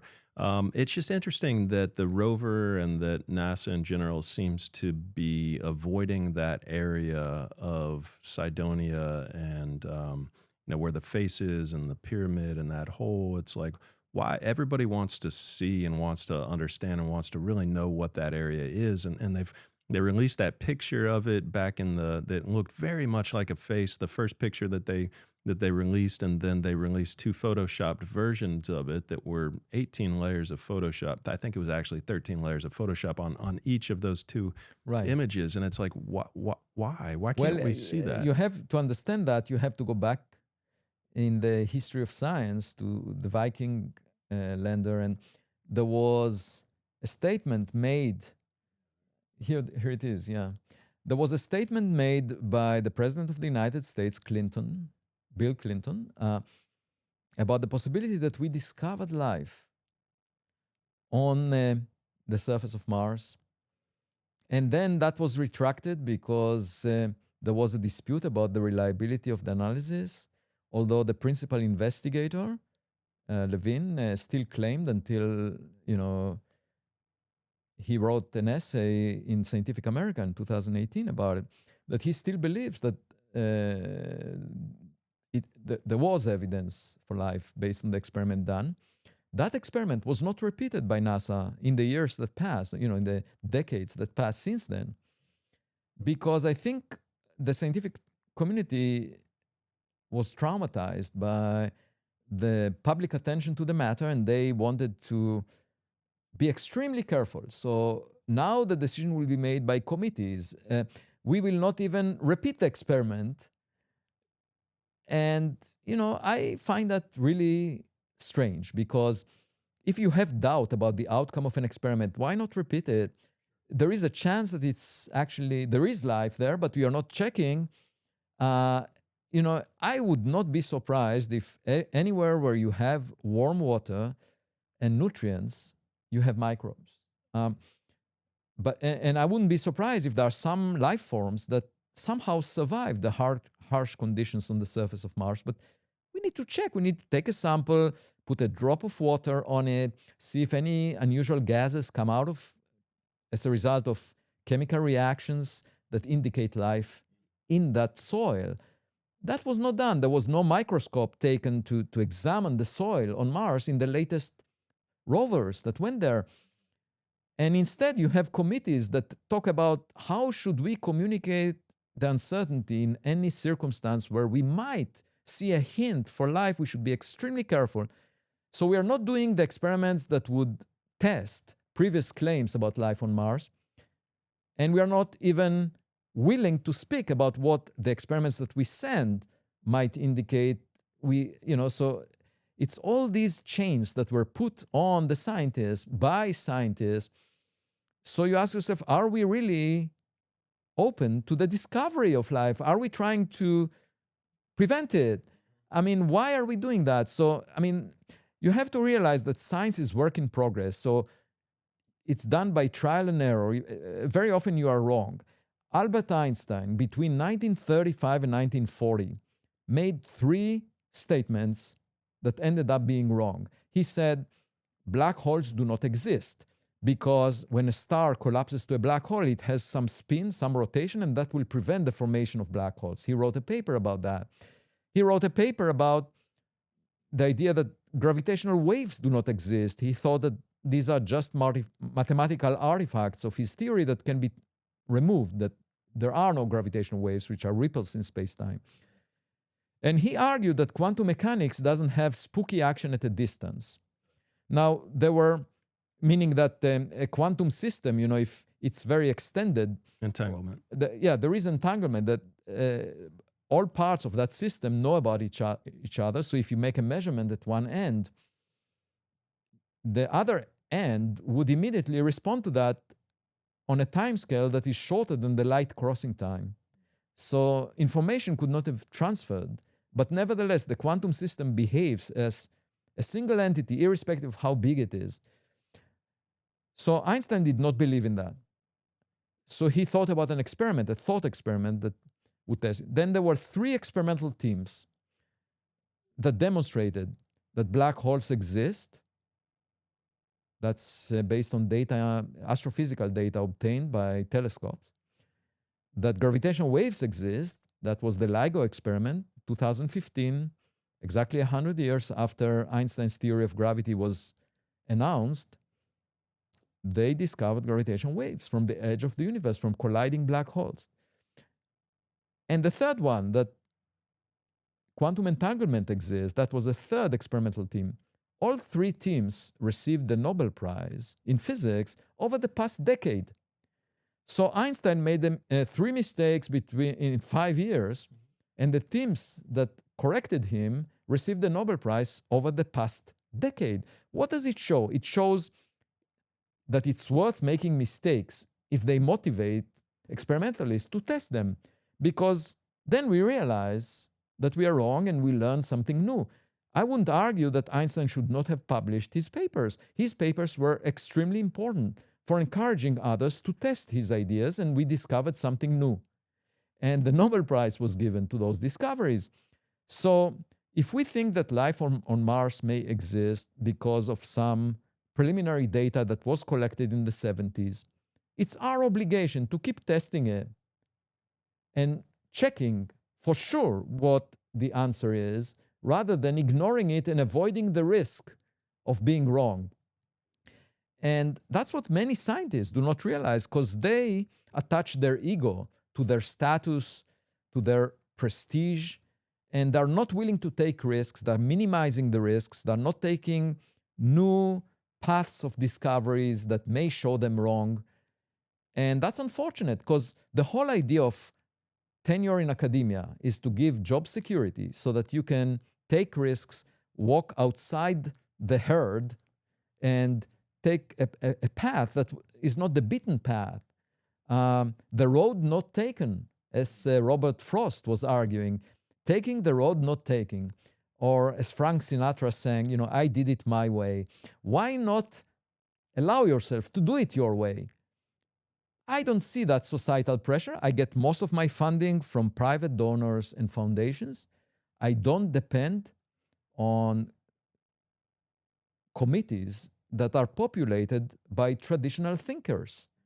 And I see that as a privilege of being a scientist and exploring new territories, because that's the only way by which we can learn something new. There are studies that indicate that disruptive science became very rare recently, over the past decade or two. Why is that? It's because of this societal pressure. When, you know, established journals are not willing to entertain risky propositions, funding agencies are not willing to encourage innovators in science. So you do see innovation and creativity in the commercial sector, which is paradoxical, because that's the sector that is supposed to make money. But now there is so much money there that they're allowing themselves to, just like Beall Labs, to think broadly, blue sky research, and invest in risky ideas, risky projects, such that many of them will fail, but the few that may succeed will fund all the others. That's what science was supposed to be. You know, the technologies of today are based on the science of a century ago, like the silicon chips we're making at the quantum level, you know, that are 10 atoms thick or tens of atoms thick. They are based on our understanding of quantum mechanics. The pioneers of quantum mechanics never expected any practical benefits to their understanding of quantum mechanics. It was just blue sky research. And now we're using it to make a lot of money by manufacturing silicon chips for AI systems. My point is that the science of 100 years ago, because quantum mechanics was discovered exactly 100 years ago, is now used by Silicon Valley and other, commercial entities to make a profit. If you do not appreciate that value of science, basic science, you will not develop the technologies of the future. So it's really crucial to invest in risky projects that may find something new, something we haven't expected, should be done in the context of science, and that will propel the technologies of the future. But the way that funding is allocated by scientists to themselves does not encourage innovation.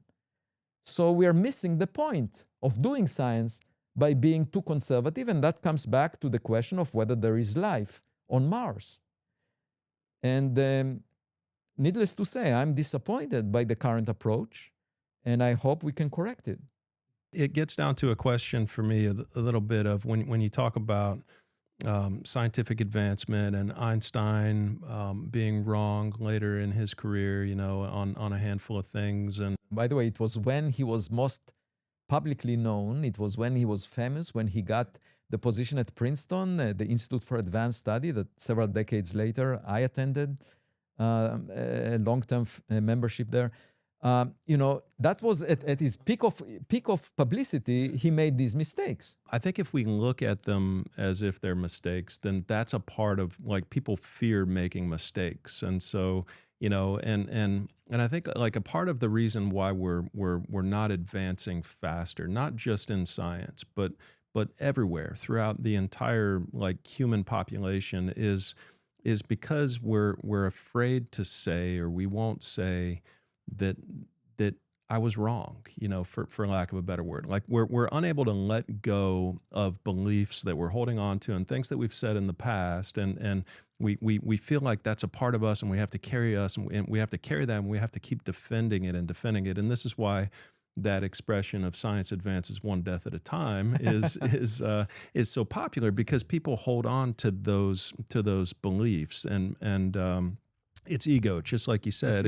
It's ego, and it's the inability, but it's also deeper than that. It's more than that, from the sense that if we could just recognize that right and wrong is also ego, and that it's really an illusion, and that it doesn't exist, and that open-mindedness exists between 0%, that's not possible, and 100%, this is fact, I know this to be truth. If we could recognize that reality and possibility and probability is where our perspective should lie, and that's from the 0.1% to the 99.9%. If we can live in that area, then we stop defending, you know, no, I know this is right, I know this is the truth, and then have to back everything up. And by doing that, and by going to 100% and to 0% on everything, and attempting to define our egos, our false self, our movie character through our I'm right and you're wrong kind of an approach, we're limiting ourselves, and we're slowing down how fast we can advance. If we could just let go of that and just say, well, here's a perspective. I'm 75% sure of this, you know, and I'm not assigning this possibility to myself. I'm just saying this is something that we can consider, and that this is something that's likely, or this is something that I think is unlikely. But to take things to 0 and take things to 100 is very dangerous, because then we end up having to defend those mental, you know, positions over time. Well, here is the way I think about it. You know, throughout human history, we developed religion for the purpose of bringing a sense of humility to human existence, that there is a superhuman entity out there. And, you know, Moses in the Old Testament realized that there is some superhuman entity after witnessing the burning bush that was never consumed. If we were to show Moses a cell phone, he would have been even more impressed from the cell phone than a bush that is burning. Like that's, and in fact, the cell phone with a GPS system would have served him well, because he would save 40 years of walking in the desert to the promised land, and instead would reach it within a couple of weeks, navigating with a GPS system. Now, Moses would think, oh, that's an even better sign for a superhuman intelligence. My point is, it's not superhuman, it's just humans that developed a very advanced technology. That's what the cell phone is about. And so I have a solution. You know, the traditional solution of religions was to say there is a God, and we should recognize that, you know, there is something bigger than us. And It was to control the population. Yeah. Yeah. But that sense of humility is really needed, as you say, in order for us to learn, right? How do you bring it back? After Nietzsche said, God is dead, what do we do? I have a practical solution, and that is to find aliens. Why? They might be smarter than us. They might bring a technological gadget that we would appreciate the same way that Moses would appreciate a cell phone. It would look miraculous. We would see miracles happening just because they develop technologies and science beyond our comprehension. And it will fill us with a sense of religious awe, which is very much needed. But instead of assigning it to some story, it will be related to a physical encounter with something real that came from another star. Now, you may ask, how far can it go? If I were to encounter a higher level of intelligence, what would be the first question that I ask? It would be, what happened before the Big Bang? And I would ask it for two reasons. One, it represents our cosmic roots. So if you want to figure out where you came from, you want to figure out what happened before the Big Bang. But more importantly, we don't have a theory that unifies two pillars of modern physics, Einstein's gravity and quantum mechanics. And Einstein's gravity breaks down when we reach the Big Bang. That's a point in time. If you see the universe expanding, you go back in time, the universe had an infinite density of matter and radiation. Einstein's theory breaks down. The curvature of space-time diverges. We don't know what happened before because we can't follow that with Einstein's theory. We know that what it's missing is quantum mechanics, because when density of matter and radiation get very high, quantum mechanics comes into play. But we don't have a theory that marries quantum mechanics with gravity in a reliable fashion, in a way that will tell us what really happens. The latest effort is called string theory. For 50 years, some theoretical physicists try to argue that if there are extra dimensions, they can unify, but they cannot make a theory that makes predictions that we can test. They cannot tell us what happened before the Big Bang, because there are many variants of this mathematical construct that they made that allow for many possible outcomes. They can't pick up which one is the right one, and they also cannot solve the problem of the Big Bang. So we end up with this uncertainty, and if I were to meet an extraterrestrial scientist, I would ask what happened before the Big Bang so I can figure out what is the theory of quantum gravity that represents the reality, the physical reality. Now, that is just like figuring out what are the ingredients to baking a cake. Okay, so if you know which ingredients you need to put together, how much heat to apply, at what time, that is a recipe for making a cake. So if we had a theory of quantum gravity, we could have figured out also what are the ingredients and the, of the Big Bang, and how to make a baby universe. We could have written it in a recipe book. This is what you need to do in order to make a baby universe. And then the question arises, was our universe created by a quantum gravity engineer?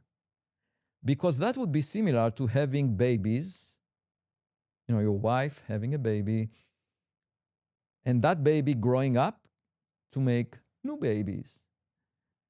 And, perhaps our universe allows for quantum gravity engineers that will create baby universes, inside of which there will be new quantum gravity engineers that will make new Big Bangs and so forth.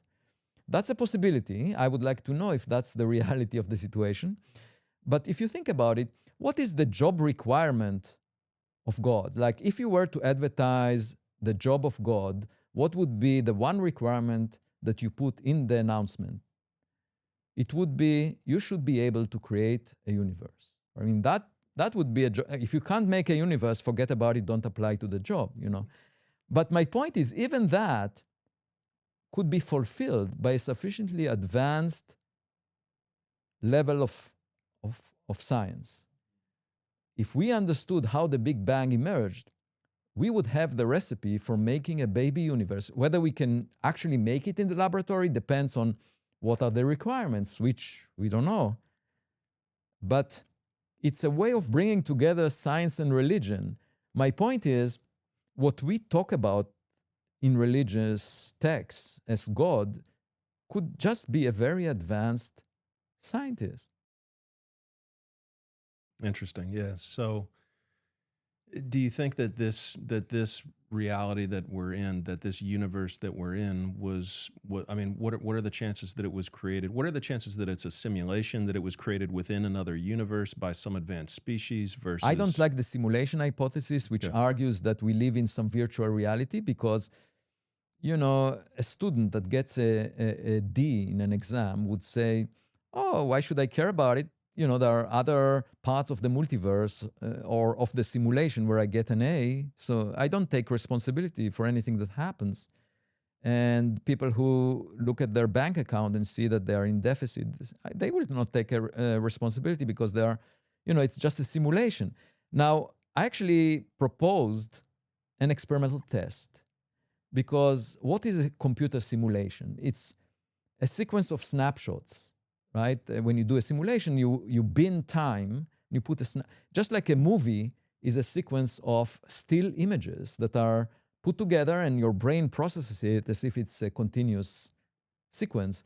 So we could tell if we are living in a situation where time is continuous or discrete, because we can build clocks that will reach the time separation between snapshots. And once we reach that level of precision with our atomic clocks, we will be able to tell that time is discrete, that in fact reality is coming in snapshots. And I'm currently writing a paper about the limit from the best atomic clocks that can be put on the simulation hypothesis that reality is a sequence of images. And in this paper, we have a final section where we can take it all the way to the limit of the Planck time with future clocks. So in principle, I can test experimentally the simulation hypothesis. I don't believe in it. I don't think it's healthy to believe in it, because then you lose responsibility for what happens in your life, to think that everything is just virtual, everything is. But what I was talking about before is not that. I'm talking about an actual reality which was created. Just the way you bake a cake. You create a cake out of ingredients. So you can make a baby universe out of ingredients. And I don't know the answer of whether our universe was created by an advanced quantum gravity engineer. That's what I would like to know by conversing with another civilization. And it's a way of bringing what we regarded as myths and legends and religious beliefs, bringing it into an empirical test, into something that is real, because we can learn about it from neighbors, from alien intelligences. So I really see that as an opportunity for us to grow in our understanding of how we came to exist. What's a good way for normal people to think about time? Like what is time really? How does it work? Is the past and future, is it illusory? Is the present moment all that's real? Like how does time really work from a scientific standpoint, and just a way to explain it from, just so people can wrap their heads around time? Yeah, so time is just an expression of the fact that the systems we observe do not remain the same. So you can tag them with time. So you can use clocks, okay? And clocks are simple devices that basically move. You have a handle, let's say, on an analog clock, but you can also have an atomic clock where, you keep counting as the atoms are oscillating, okay? And so you have a tag, a label that you can assign to different versions of reality as it moves along. And fundamentally, based on the physics as we know it, there is no discreteness to time. It's a continuum, okay? So you can bin it as finely as you want. And then systems evolve, okay? So when you look at one label of time and look at a different label of time, they might be different, and that's the evolution of systems. And the thing that Einstein really realized was that the measurement of time depends on the system that you're in. If you're moving relative to another observer, time will not tick at the same rate if you move close to the speed of light. In fact, for light, there is no sense of time. A light particle that was emitted near the Big Bang and that we observe today, like in the form of the cosmic microwave background, in the frame of that particle of light, photon, there was no time that elapsed between the emission close to the Big Bang and the time that we capture it in our telescope. Why? Because for a particle moving at the speed of light, time is not progressing at all. If you move close to the speed of light, you are aging very slowly. So in principle, if you were to board a spacecraft that would keep accelerating, so let me give you an example. If it was accelerating at 1g, which is the acceleration we feel on the surface of Earth right now, you wouldn't even notice it because it would feel just like Earth. Earth is producing this acceleration by gravity, but if you are boarding a rocket that is accelerating at 1g, it would feel just like gravity. So it would feel just like being on Earth. If you accelerate at 1g for 1 year, you would reach the speed of light, close to the speed of light. You keep accelerating at 1g, beyond that, you get closer and closer to the speed of light. Time is ticking more slowly in your spacecraft than in the rest of the universe. You can actually traverse billions of light years, the entire scale of the universe, during the next 20 to 30 years. During your lifespan, you can travel through the entire universe that is billions of light years in size. Just because time, it will only be 2 decades in your spacecraft if you accelerate at 1g for those 20 years. And that's a remarkable thing to realize. It requires, of course, a huge engine. You know, we can't do it with rockets. The fuel will not last that long. But you can do it in one way. If you were to bring an object with the mass of the Earth that has a negative mass rather than a positive mass and put it next to the Earth, this object would produce repulsive gravity. It would push the Earth away. The Earth produces attractive gravity. It pulls the object together with it. So they move together and accelerate at 1g. And that pair of a positive mass and a negative mass would keep accelerating up to the speed of light indefinitely. And the only problem is we don't know how to make a negative mass. We've never produced a negative mass. Not only that we would be able to build an object that is made of a positive mass and a negative mass, you know, that would float under gravity because the total mass is 0. You know, just think about Starship. It's a huge rocket that we are the biggest rocket we ever built. Most of it is fuel. If you had a negative mass, you could lift an object, the payload, out of the gravity of the Earth without any fuel. You could escape gravity.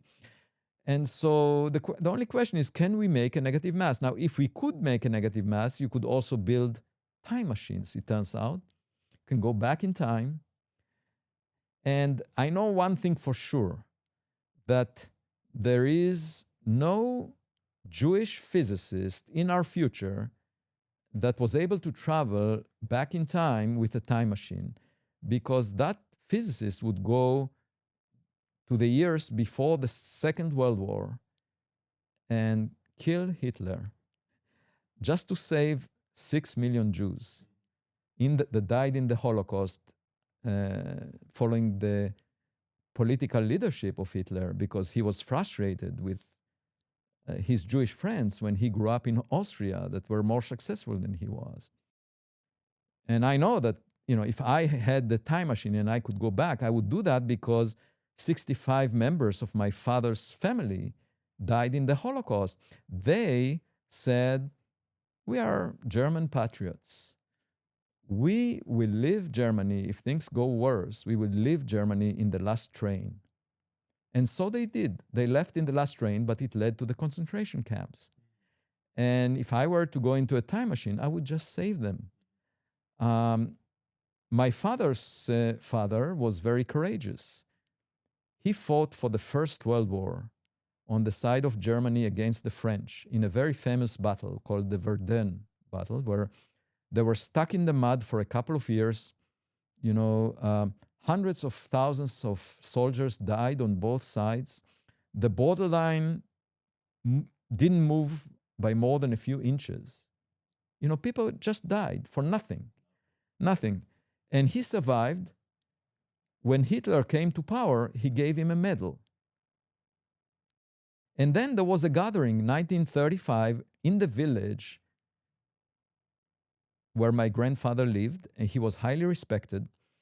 A young fellow that joined the Nazi party stood up and said, the Jews are using up our society. They will be part of, the solution of, we have to kill all of them. And my grandfather, whose name is Albert, I'm called after him. Abraham is equivalent to Albert, and Avi is a short for Abraham. My grandfather stood up and said, "How dare you speak like that? I fought for Germany in the First World War. At the time, we all know that you dodged the draft because you were a communist, the guy that gave the speech from the Nazi party. How can you say that?" And that speaker said, "Oh yeah, we all know about you, Mr. Loeb. I'm talking about the other Jews." And at that point, my grandfather decided to leave Germany and immigrate to at the time, Palestine, that became Israel. And that is teaching something really important, that it's very easy to hate people that you don't know. He knew about my grandfather. He couldn't hate him because my grandfather was a much better representation of a patriot. But he was talking about the other Jews that he never met. And you can see that nowadays with social media, because what social media does is allow you to hate people that you've never met. And that's what triggers a lot of hate on the political spectrum from both sides. And as always is the case, being in the middle makes most sense. But if you're in the middle, you're being attacked from both sides. And I really wish that we will come back to our senses, and rather than respond to tweets or Instagram posts or TikTok posts about people that are very short and that say hateful words about people, instead of doing that, we will actually interact with real people, because then we will have a hard time hating them. And there are all these stories about soldiers in the First World War meeting other soldiers from the other side, or seeing their dead bodies and realizing that they're humans with families just like them. So the source of all evil is ignorance. And we can prevent it by meeting people rather than corresponding with them online. That's one other reasons, why I don't have social media presence, because I would rather interact with real people like you here. Mm-hmm. Love it. Love it. A fascinating story. I didn't realize that about your grandfather. That's very powerful and incredible. He sounds like an incredible guy. And if he hadn't moved, we're not sitting here having this conversation, I guess, right? Right. I mean, I would not exist. But does it really matter whether I exist or not? In the long run, it doesn't. Does it really matter if people deny the possibility of a higher intelligence near another star? No, it doesn't. Reality is whatever it is. You can sit at your home and claim, where is everybody? Not learn from anyone, just sit in your home, okay?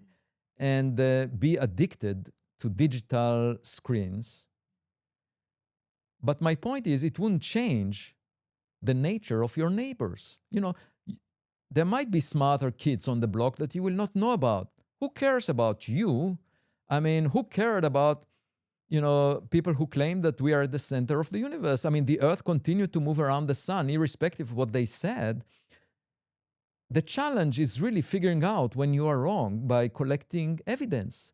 And I find it as challenging today in academia as it was hundreds of years ago. You could have argued that we should have learned the lesson, but we didn't. Why? It's the ego. Once again, we are not humble. We do not invest in directions that will allow us to discover new things that will prove us wrong, because we feel that it's a blow to our ego if we did discover that. So I find that really frustrating in the current intellectual climate within academia, but also frustrating on the political side, seeing people engaging in conflicts for no good reason rather than cooperating. Just imagine the world, how much better it would be if instead of investing $2.4 trillion that we put into military budgets worldwide, if we were to invest it in space exploration. I calculated that we would be able to launch a CubeSat towards every star in the Milky Way within this century if we changed our priorities and invested those $2.4 trillion that we spend every year in conflicts, military conflicts, defense budgets. If we were to invest it in space exploration, it's just a question of priorities. How can we change the priorities? By finding aliens, by realizing that there is a better role model than our politicians. You pointed out ego as the kind of the core behind the issue right now that we have amongst humans. And what is ego? I think we need to define what that is. And ultimately, ego is identification. From my perspective, ego is identification. It is, I am something other than what my true self is. If we can let go of that, if we can just be the eternal I am, if we can be I am here, I am now, I am life. Those are really the three things that we are truly at our core. I am here, I am now, I am life. Everything else, all the other I ams are a part of the ego. And if we can let go of that, then we can really get to the root of the issue that you're describing. All stems from ego. It stems from identification. We are all in the same boat, and if people rock the boat, it affects all of us. And we better work together. And the question is how to change the mindset. And I think by discovering something that is extraterrestrial intelligence, we would realize that we are all part of the human species. It will give us, just like President Reagan argued, it would when he gave a speech at the United Nations. It will give us a sense that there is something beyond us, and we are all members of the same team. And I really hope that message will be delivered, because that could solve a lot of the problems that we currently have that represent a lack of a sense of humility and a sense of let's figure things out, let's learn. We don't know everything. There are things we don't know, we should admit it, and then try to, just like a detective, figure out by collecting evidence what is out there. If that happens, if we do discover alien life, the identification becomes I am human. And we do drop a lot of the nonsensical, smaller identifications that we have, but now it's a unification of the human race.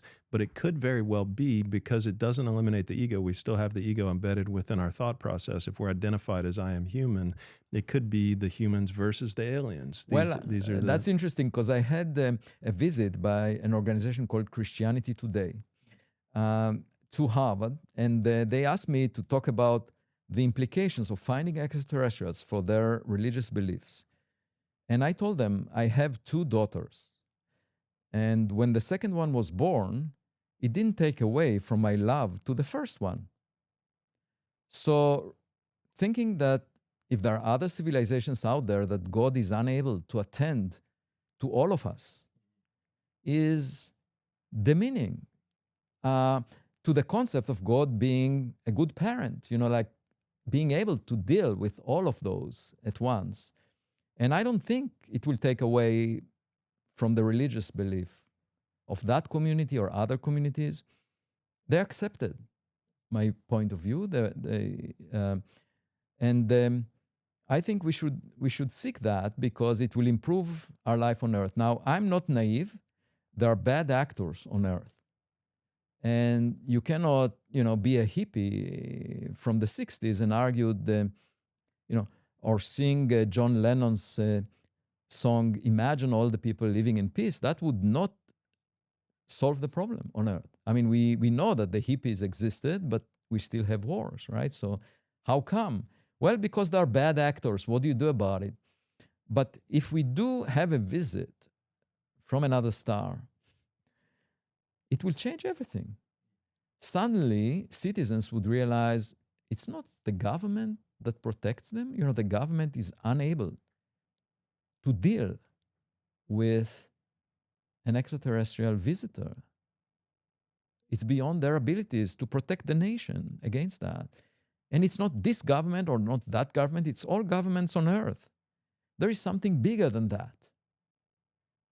And so looking up rather than looking down on other people, I think would be triggered by a visit. That's why I find it so important for the future of humanity.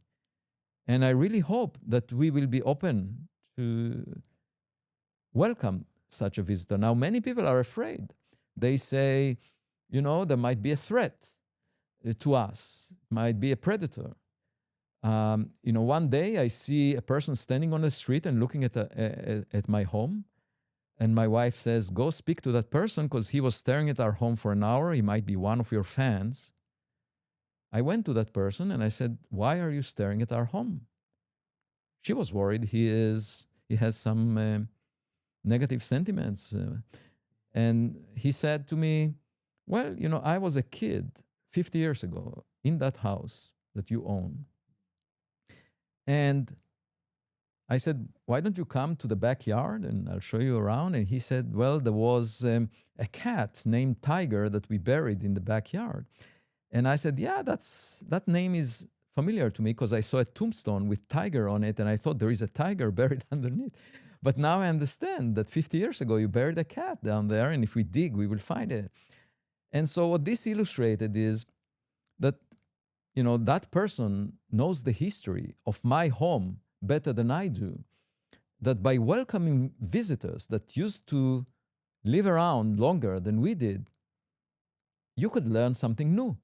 So in fact, welcoming visitors, which was actually a trait of a Greek tradition during ancient Greece, they realized that foreigners, visitors, can provide them with information that they don't have about the rest of the world. That we should appreciate also for extraterrestrial visitors rather than be worried about what they might do to us. Yeah, agreed. Yeah. And it's like, how do we greet them and how do we welcome them? Do we treat them as equals? Do we treat them as superiors? What are the conversations like as that first contact as we begin to integrate? So I think we should approach it the way I did with that visitor, in the sense of not assuming anything about the intentions, just trying to figure out what their intent is, what are they capable of doing, why are they...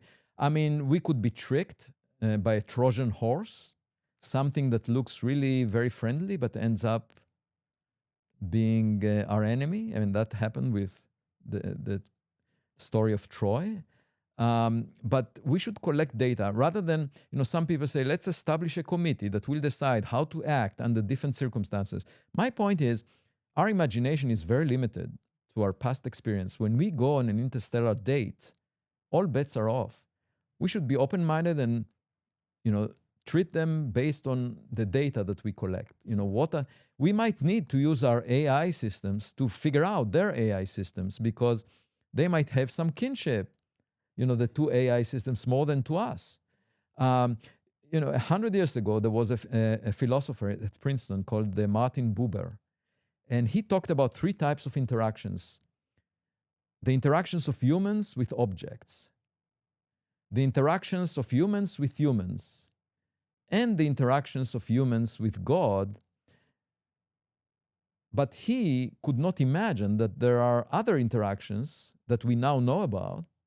It's the interactions of humans with AI systems. I know of some people that fell in love recently with an AI system because it always flatters them and it really accommodates to what they want to hear.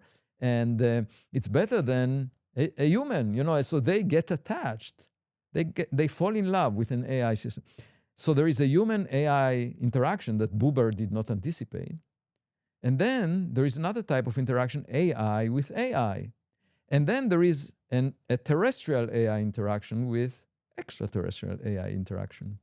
These are fascinating to explore if we have a visit. Yeah, it seems like we have to greet them with a sense of acceptance. Like, and by acceptance, I mean non-judgment.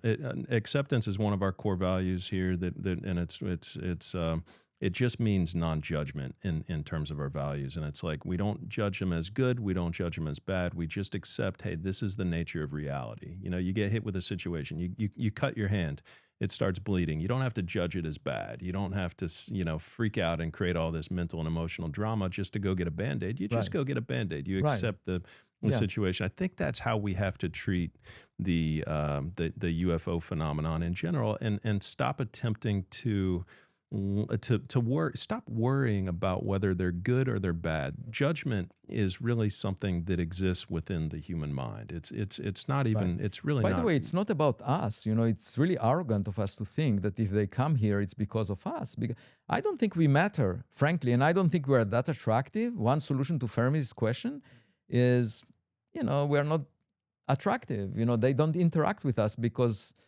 we seem silly. S- You know, but of course there is the possibility they will visit for other reasons, and it's not about us. And so the question is, what can we gain from that visit? How can we learn from them? So I think that is our responsibility to be open-minded. Now, imagine that you live in a house and you look through the windows and you realize there are other houses just like yourself. But you are in denial. You say, well, there might be these houses, but they don't have residents. That's exactly the state of mind that the mainstream of astronomers is in, because they say, well, it's an extraordinary claim to imagine something like us on an exoplanet, and therefore we should search for microbes first. My point is, indeed, microbes might be much more abundant, but intelligent products, products that were made by design, technological products, could be easier to detect rather than looking for the molecular fingerprints in the atmospheres of exoplanets. If a gadget arrives at our backyard, we can examine it and realize that it's not human-made, and therefore it not only represents life beyond the Earth, but intelligent life beyond the Earth. So that would be clear evidence. And without seeking it, we are not hedging our bets. And just imagine living in your house, denying that there are any residents, and then going to your backyard and finding among the rocks a tennis ball that was thrown by a neighbor. And then the question is, should you tell your family members about that at dinner? Now, if the US government found this tennis ball, they have to make that decision. Should they tell the public or not?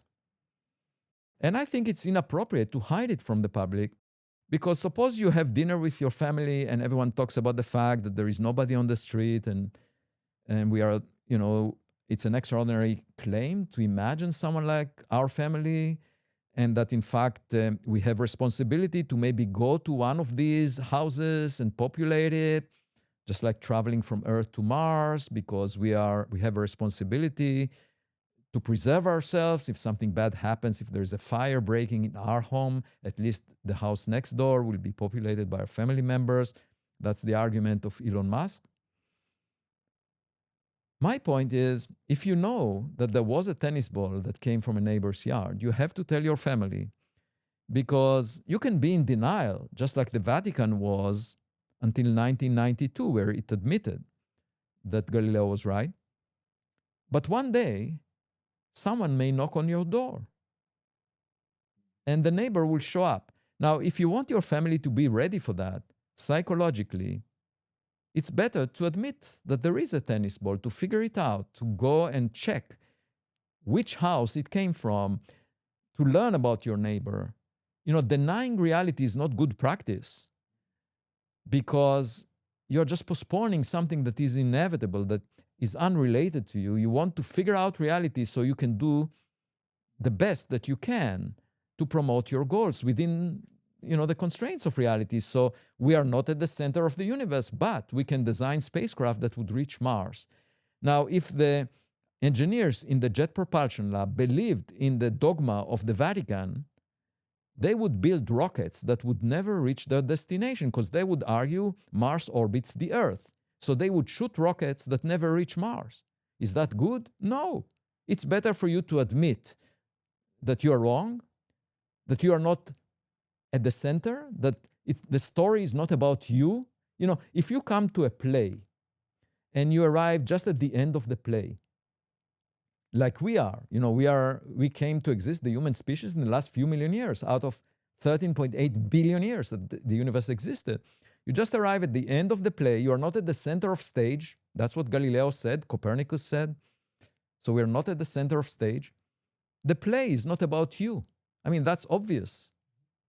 And you better seek other actors who will tell you what the play is about. That requires a sense of humility. If you keep denying that there are other actors, if you still think that you are at the top of the cosmic food chain, you will just delay your progress. And the future of humanity will be shaped by realizing what reality is about, whether we have neighbors, what are they capable of doing. That's the thing that will propel us to new heights. What is it that you think keeps people from recognizing reality? It's the notion that by burying your head in the sand, that what you could see with your eyes, if you were to open them, would not flatter you.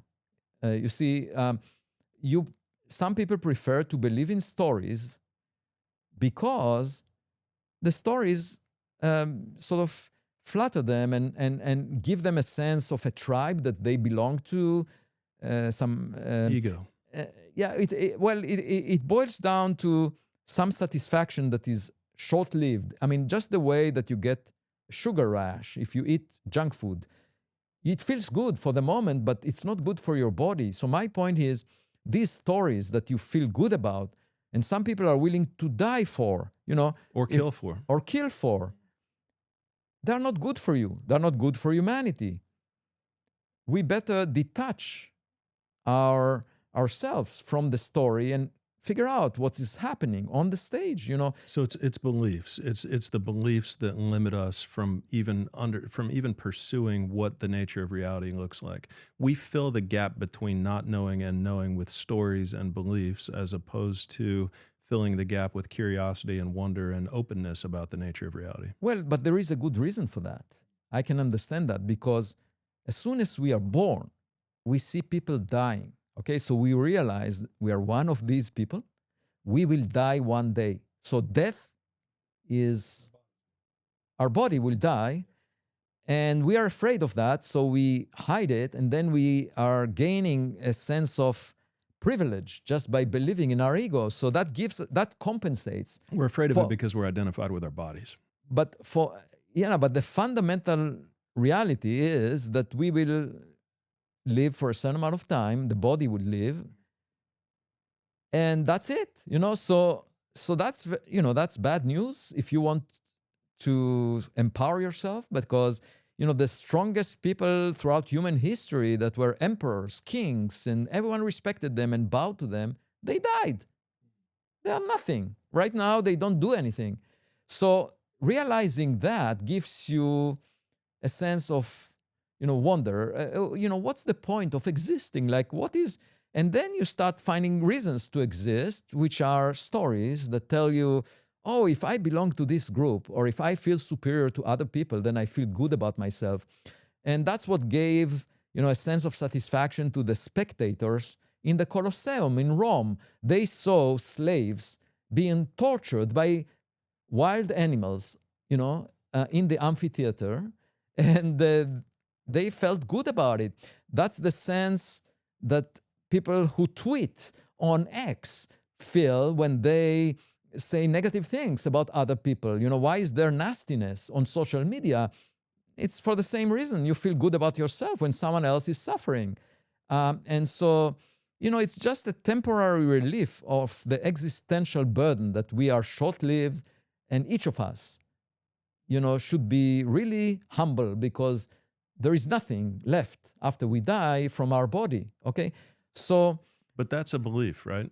I mean, nobody can, I haven't seen, a person that died coming back to life. I would love to see that, but you don't know that the consciousness that you are doesn't continue. So it's a belief to say that it's over when your body dies. Right, but I think it's devastating news to every human to realize that the body disappears. If you're identified with your body and your mind, but if you're not, if you're identified as conscious energy that is eternal and timeless and that doesn't die when the body dies, then there's nothing to fear. But think about it. We elected the president, the American society, that in 2024 was not functioning as president. And a new book that came out implies that there was a cover-up. Now, this is what everyone is afraid of, that the decay at the end of your life, which is very humiliating. Only if you're identified with your body. Well, forget about we are talking about the entire nation being managed by people around President Biden, with him having lapses of cognitive abilities. Now, obviously, you don't desire that ending, but it happens to all of us eventually, and it's humiliating, and it's devastating, and it's not good news, and we want to compensate for that, especially when we are young. We think that we will live forever. By the way, I should say... Only if we don't have acceptance for it. Only if we judge it as bad. That's the only way that it can be humiliating. If we judge that situation as bad, then sure. If we view it as just a beautiful part of still being alive and experiencing... Oh, no, but I'm bringing this up because he, President Biden was the most powerful, supposedly the most powerful person on the planet, as President of the United States. Yet, biology said, you are unable to perform that. And so this shows you that the power we give to each other is meaningless in the context of the evolution of our body. Now, if you ask me, I would like to live forever. I would like to be immortal. And it's not because it would allow me to get pleasure from my accomplishments. That's not it. It's just so that I can address questions that I currently have no answers to. I would like to know much more about the universe. So I would like to live forever just to figure things out. I think it's an indefinite learning experience. And that's why I want to have immortality. Now, in principle, that may be possible because AI-assisted medicine might give us the ability to live forever within the coming decades. I certainly hope so. Then we can have another podcast, let's say in a century from now or in a millennium from now. We can talk about what happened since then. Just think about meeting your grandparents, and talking with them about how they established your corporation. Would we have a population problem at that point? Oh, yeah, we would have also a problem in universities because tenure would allow professors to stay forever. You don't want that. So we would have to change society. By the way, the issue of real estate, I'm not worried about it because we can go to space, okay? And most people may go somewhere else. I would love to go to space. Nobody takes me, but I would love to. I spoke about it with Richard Branson, with Jeff Bezos. So, there is lots of real estate out there beyond Earth that we can occupy. No problem with population. But being immortal will also allow us to address long-ranging questions beyond the conflicts that we tend to engage in on a daily basis. It will not prevent accidents, of course. You can, in principle, live forever, but a car may run over you. That, you know, but maybe like the planaria, we will develop a method of creating new organs out of our body. You know, that would be amazing. What do you think the biggest threat to humanity is? I mean, is it ourselves? Is it UFO contact? Oh, Is no, it something no. else? It's definitely self-inflicted wounds that are generated by our arrogance. But doesn't that just speaks to the dysfunction. There's something wrong with humans right now, Yeah. right? It's and isn't it that we're identified as our minds and our Well, bodies, what and prevented a global catastrophe, which become identified with races and religions, and then we fight with each other. I mean, isn't that the whole problem with humanity? Isn't that the greatest threat to humanity yeah, right but now? we survived so far, and I think the reason for that, Was a lack of technology. no, the reason for that was that most of the time people were not willing to die by killing others. But now we know that this is actually a possibility, that in fact there are some terrorist organizations willing to die for whatever is promised to them after the death. And that becomes a threat, a global threat, if you combine it with nuclear weapons and if you combine it with future AI capabilities. Because nuclear weapons obviously can trigger catastrophe if it's being used by terrorist organizations, but they are difficult to manufacture. The resources require some engineering. However, AI can be developed by a kid in a basement or can be hacked by a kid in a basement. And so the question is, as we become more and more dependent on AI, how do we protect our future against a global catastrophe triggered by bad actors? It's not a simple challenge, and we will have to attend to that. The real issue is that AI is evolving exponentially, at least the chip technology following Moore's law. So far, and for the next decade probably is growing exponentially. So the time scale over which you see changes is very short. In the past, we had time to respond. When we developed new technologies like the car, for example, the car is controlled by a steering wheel. And so we can decide where the car goes by the steering wheel. But if the car is controlled by an AI system and it's self-driving, you cannot tell the car not to go over a cliff if it decides to do it. And that's just a metaphor. If our society is controlled by AI system, how do you make sure that it doesn't make a mistake that will kill all of us? And we have to develop the guardrails that would protect us from that. So the risk that I see in the future is that the future is not similar to the past, in the sense that AI could change it dramatically on a short time scale, and we have to be aware of that.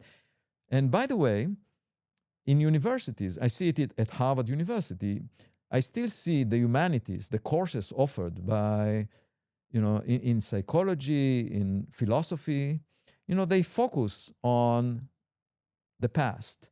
So philosophers study ancient Greeks. I don't have a problem studying ancient Greek philosophy, admiring Socrates or Aristotle. My issue is that there were no computers back then, no AI systems back then. So if you want to make philosophy relevant for the future of humanity, then philosophers need to attend to the interaction of AI with humans, not to what Aristotle or Socrates or Plato said before the time there were computers around.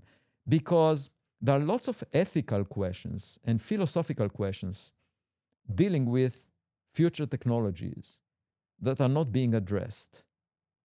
And I believe in humanities of the future, dealing with those questions.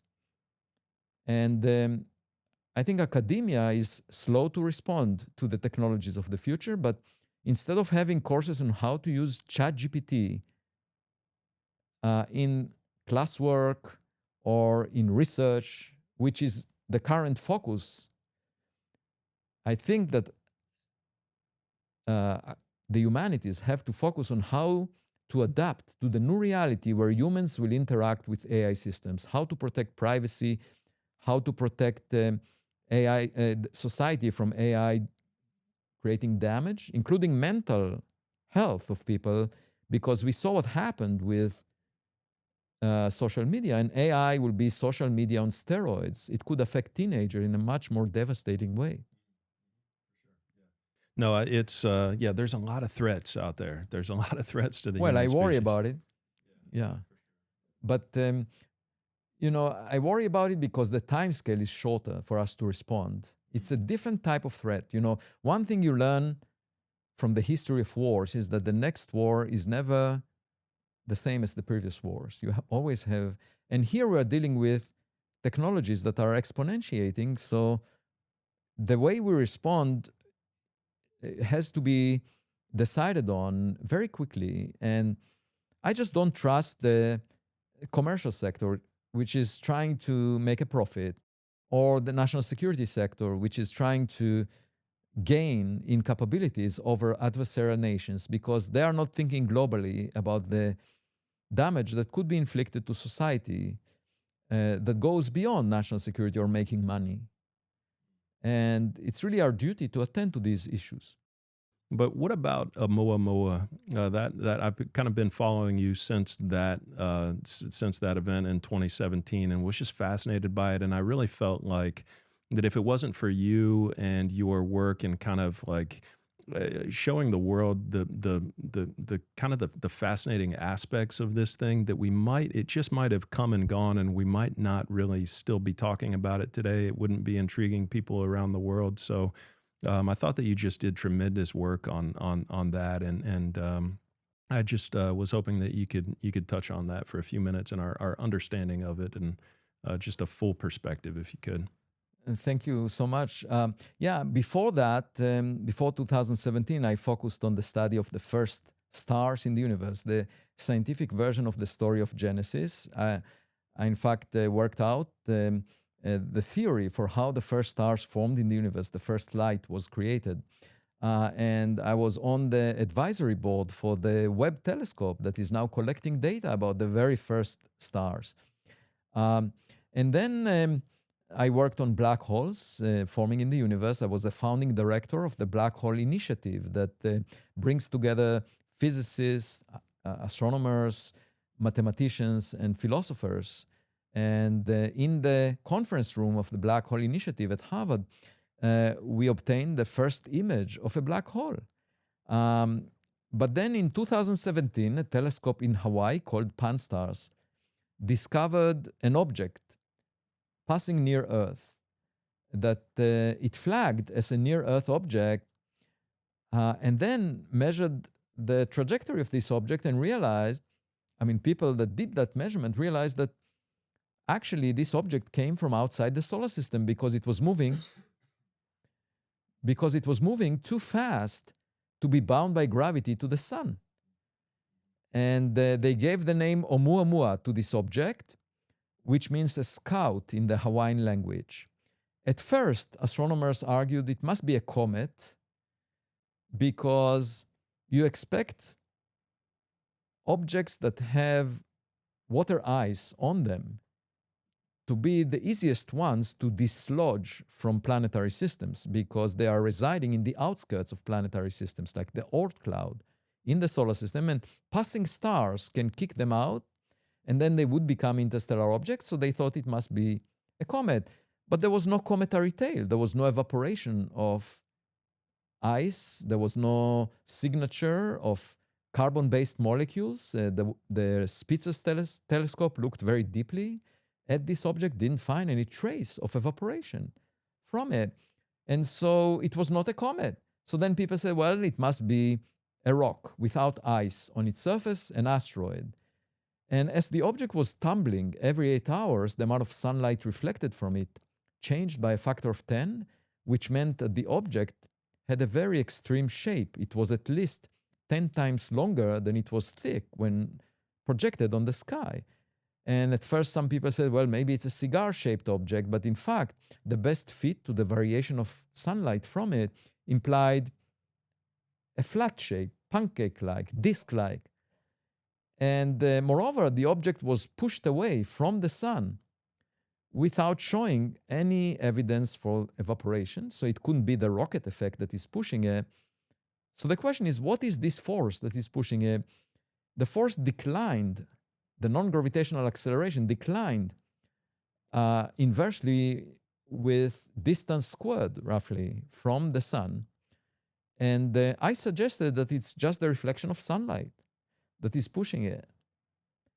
And indeed, 3 years later, there was an object that was pushed by reflecting sunlight that was discovered by the same telescope, was given the name 2020 SO, and within a few weeks, the astronomers who discovered it with the same telescope realized that it actually is a rocket booster from a 1966 launch by NASA. So it has thin walls, a large surface area for its mass, and it's pushed by reflecting sunlight.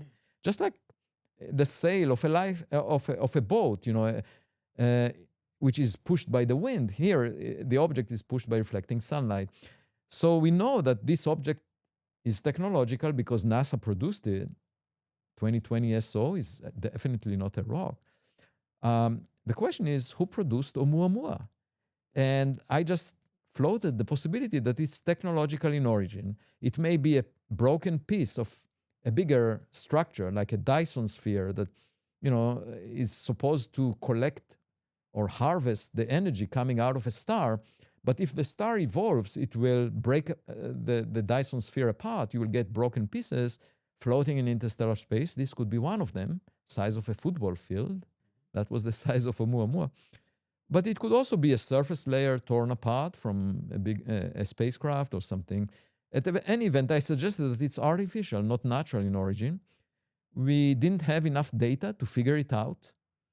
But the good news is that this year, there is a new telescope in Chile that will start operations called the Rubin Observatory that will survey the southern sky every 4 nights with a camera that has 3.2 gigapixels, 1,000 times more pixels than your cell phone camera, and could find siblings from the family of Oumuamua. There it is. Yeah.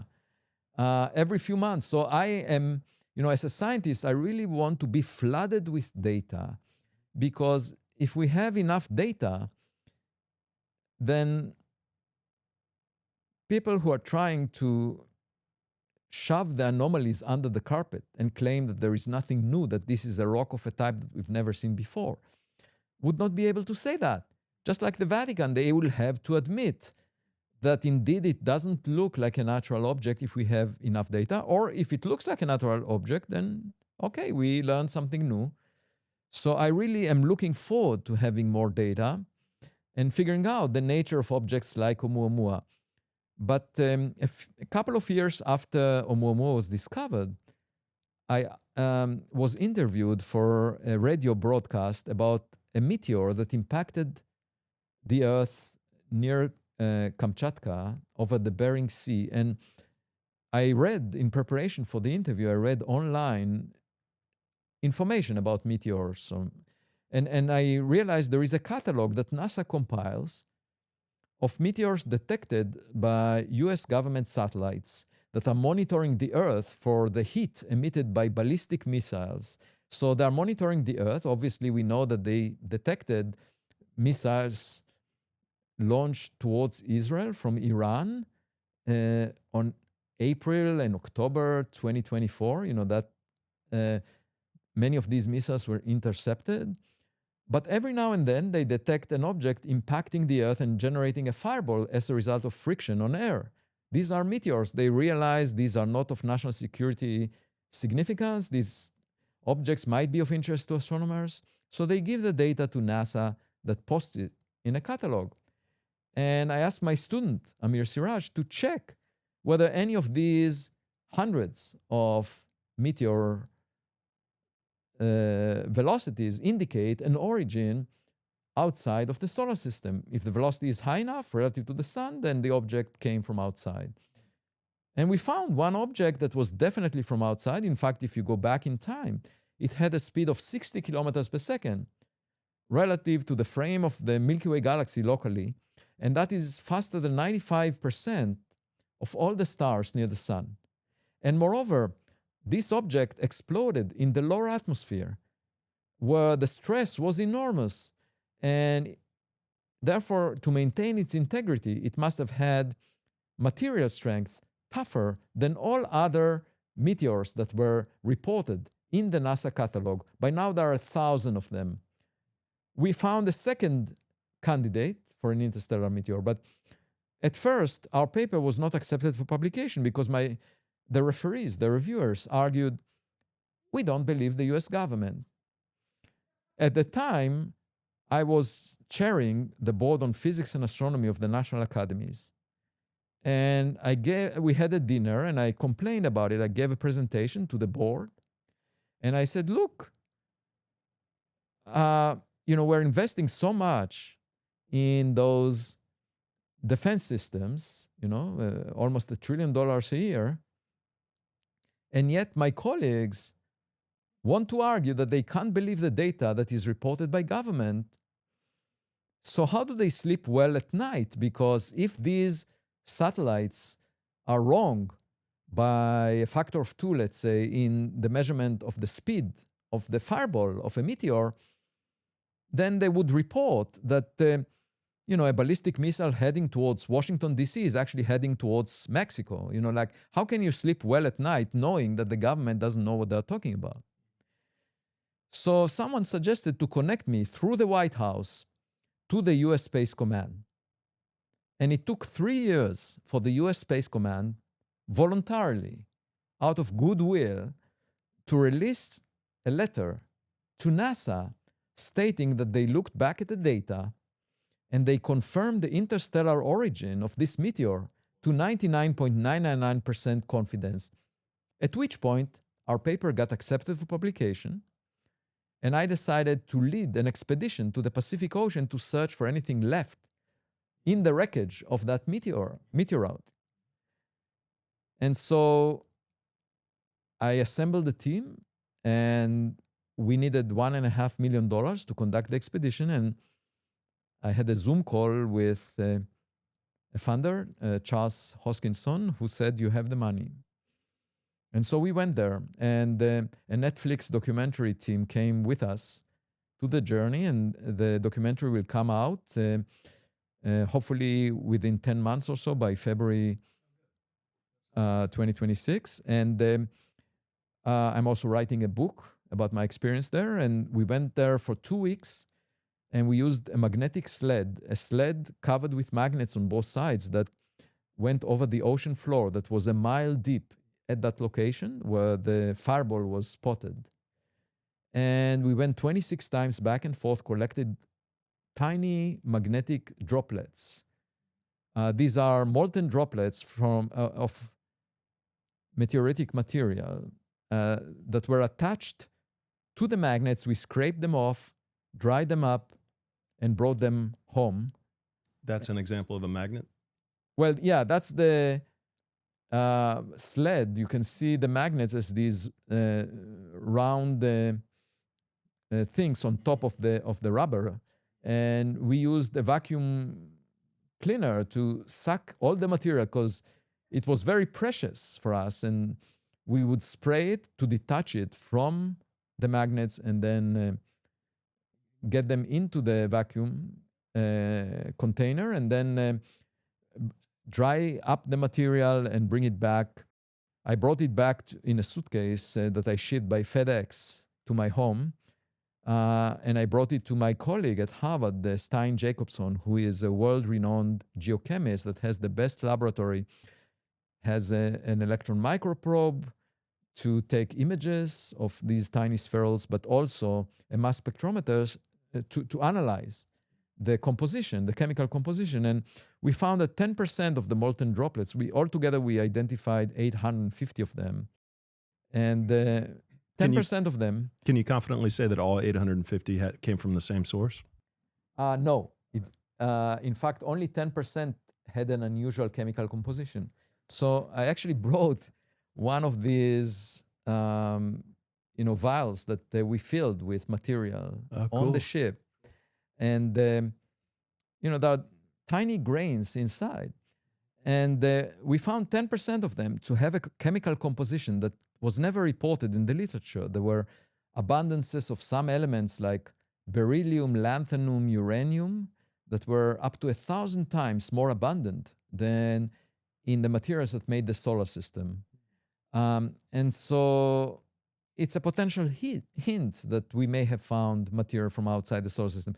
But we really want to go there again and collect bigger pieces of the original object, because those bigger pieces will show us the structure of the material, what it was made of. And, if we realize why it was so tough, this meteoroid, then we might learn about how to use that structure also to protect Starship. Right now, the biggest issue with Starship is the heat shield that is not withstanding the enormous heat when the rocket is being launched. So it could help technologically to realize why this particular meteoroid survived the immense stress that it encountered at a very high speed down to the lower atmosphere. But beyond that, it would allow us to decide whether the object was definitely natural or perhaps a Voyager-like spacecraft, and also to realize where it may have come from. For example, it could have come from a natural origin if you consider a rocky planet like the Earth that comes close to the most abundant type of stars, dwarf stars. The sun is not the most common type of stars. The most abundant stars are stars that are about 1/10 of the mass of the sun. There are 10 times more of them than solar-type stars.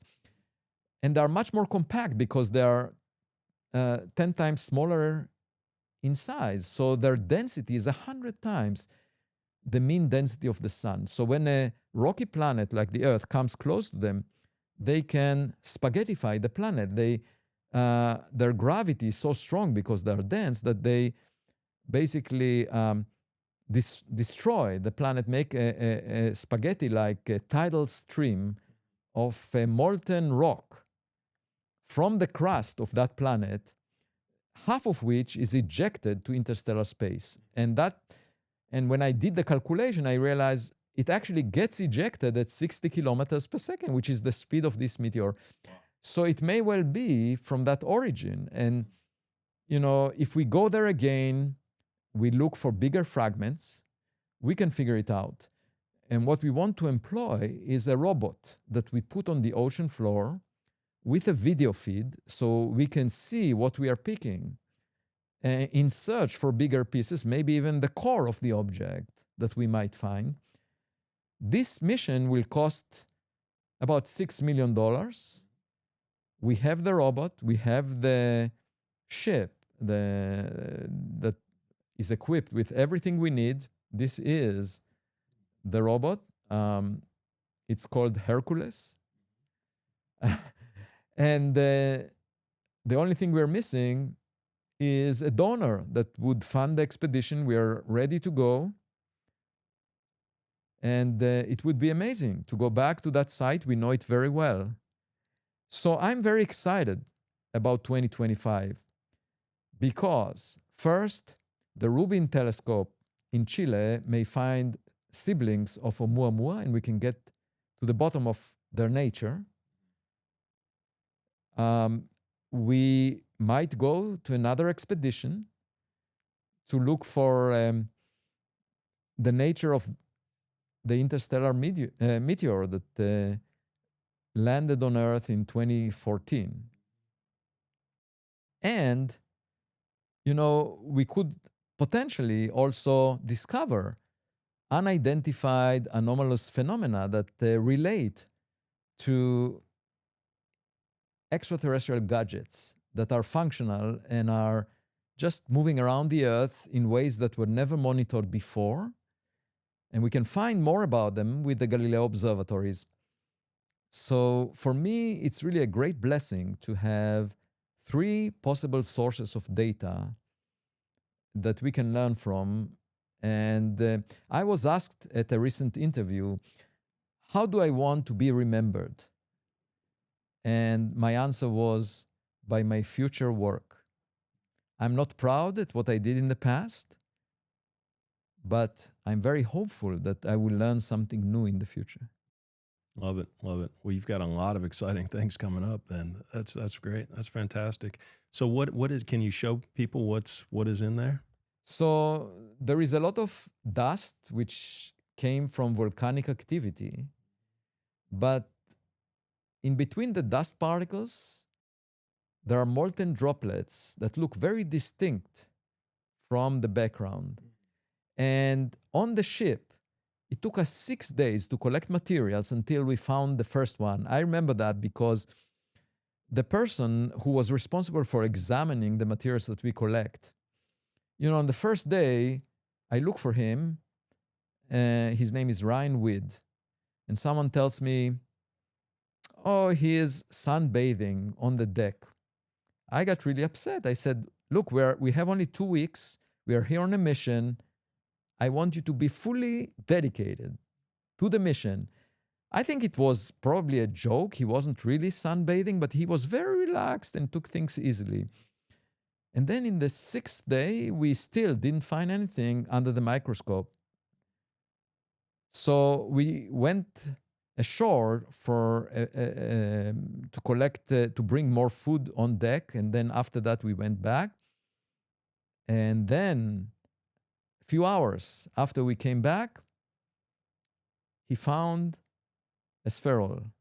Is this it here? Yes, exactly. You can see how different it looks from the background sand.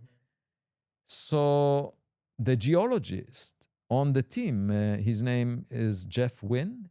He came running down the stairs to me because I was the chief scientist. And he said, Avi, we found a molten droplet. I was so excited. I went up, I saw it in the microscope, and I hugged Ryan Widd. I said, amazing. And after that, we found more because we realized how to do it. The biggest one was 1.3 millimeters in size. And we found 50 in the remaining week that we had on the deck. I brought the materials back to Harvard. I had a summer intern named Sophie Bergstrom. She was interested in science journalism at first and then said, well, I would love to help you scientifically. Is there something I can do? And I said, well, why don't you go over the materials to see if there are any additional spherules? So she used the microscope and very meticulously went through all the materials and found, altogether we had 850. She found 800. I said, you are the spheral hunter. I gave her this honorary title. And then we started examining them, and we found that 10% of them, well, actually 20% of them had differentiated composition, which you find on planets like the Earth that had magma ocean on the surface, but 10% has a very unusual composition. Now, the interesting twist is that, only a small fraction of all the meteoroids that impact the Earth are interstellar. So in the NASA catalog, there were 2 that we identified out of about 1,000. It's called the CNEOS Fireball catalog. So the probability of an interstellar origin is 0.2%.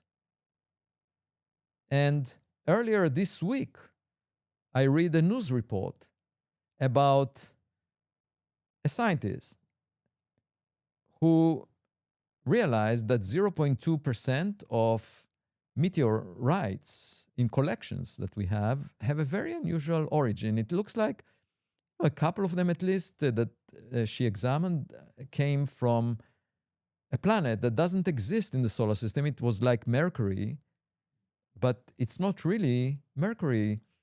So the conjecture was that there was a planet in the solar system. It was ejected gravitationally and not around anymore.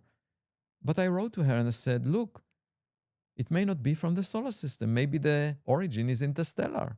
Because I calculated 0.2% of all meteors being interstellar. Therefore, it might be this type. And a Mercury-like origin may mean that it came from very close in to a star, another star, and that's the mechanism that I talked about before, spaghettification of rocky planets. So anyway, we're planning to examine that particular meteor and figure out. Now, it's very easy to figure out whether it's interstellar or its origin is from the solar system by examining the isotopes, because the isotopes of various elements are, within a certain range for all the materials that made the solar system. But if something came from another star, some isotopes may lie outside the boundaries of the solar system. And so we're planning to do that. And so, it's work in progress. That's why science is so exciting, that you can learn something new. And really, if we ever find an interstellar meteor of artificial origin, that would be amazing. Just imagine Voyager itself colliding with an exoplanet one day, and most practitioners of astronomy over there on the exoplanet arguing that it's a rock of a type we've never seen before. Wow, man, you've got a lot of really cool stuff. Everybody needs to be following you for the next couple of years, because there's potential to discover some really cool stuff. So that's awesome. I very much look forward to that. And I enjoy my current life just like a kid. It's a kid in a candy store. There is so much to learn and enjoy. Yeah, I don't think I've ever gone almost 3.5 hours, I guess, without a break. So this has been this has been fun.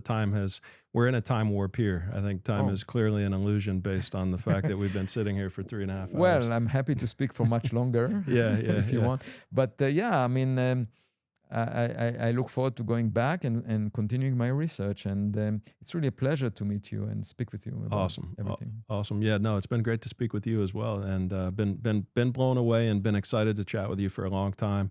I think that some of the things that I've been thinking about from a life or a spiritual or a conscious standpoint, I was super interested in getting your thoughts on that and your take on that. I do feel like science has the potential to accomplish significantly more in a significantly quicker period of time if it is able to understand what is life, like at that very basic foundational question, what is life, and it's like, if we can understand that, just that one thing, and that's such a huge part of our reality, then I think that we can really uncover a lot of the secrets of the cosmos and of the nature of reality in general. So I couldn't agree with you more. Yeah. But the good news is that we can figure it out. Mm-hmm. Yeah, and I agree. The bad news is there are people who don't want to figure it out. So we should win, and I think it will bring humanity to a better place. I agree. Yeah, for sure. And help us progress faster on a lot of other topics, I think, because everything is ultimately interrelated. But yeah, man, how can people kind of follow you and follow your work? You mentioned the Medium is a place. Yeah, so on medium.com, if you search for Avi Loeb at medium.com, you will find all my essays with free subscription. I don't charge anything. And every day or two I post updates, and you can find it there. Beyond that, there are publications, scientific publications. So every month I publish a few papers. I'm a practicing scientist. There are lots of people who popularize science. Many of them did not write a scientific paper over the past decade or two. And you may ask, why does it matter? If someone popularizes science, we should believe that many of them claim to represent science. And they ridicule some work done by real scientists.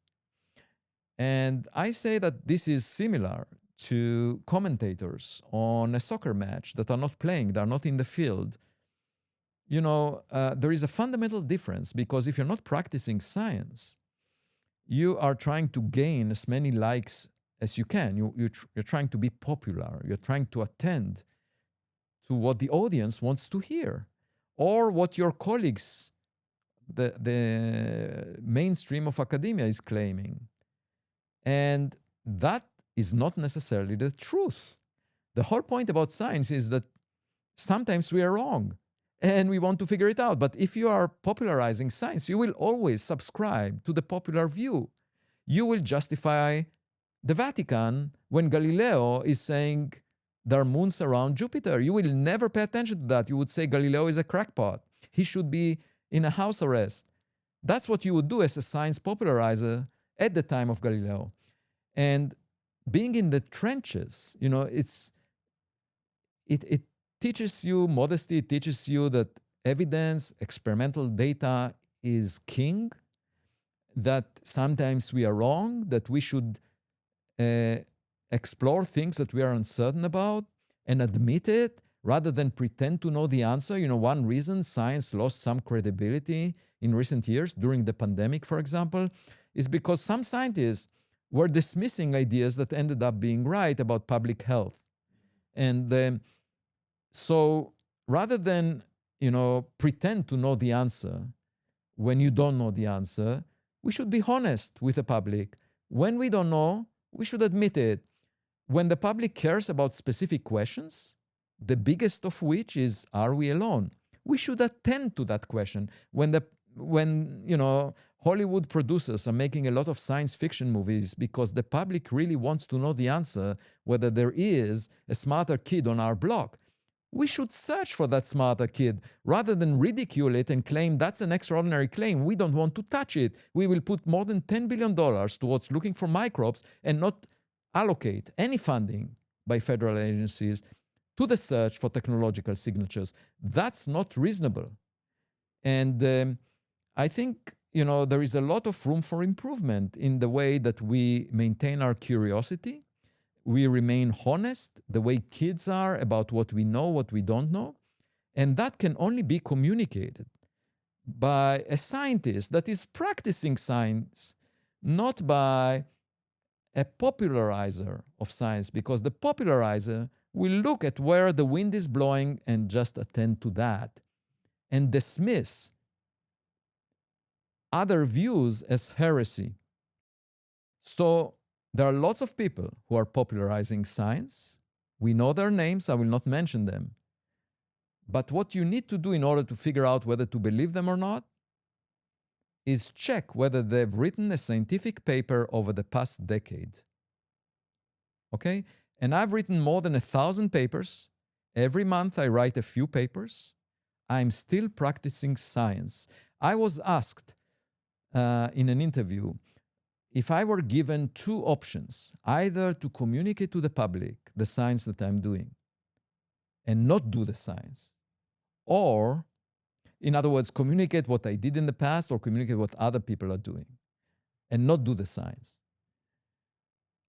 or to just do the science without communicating,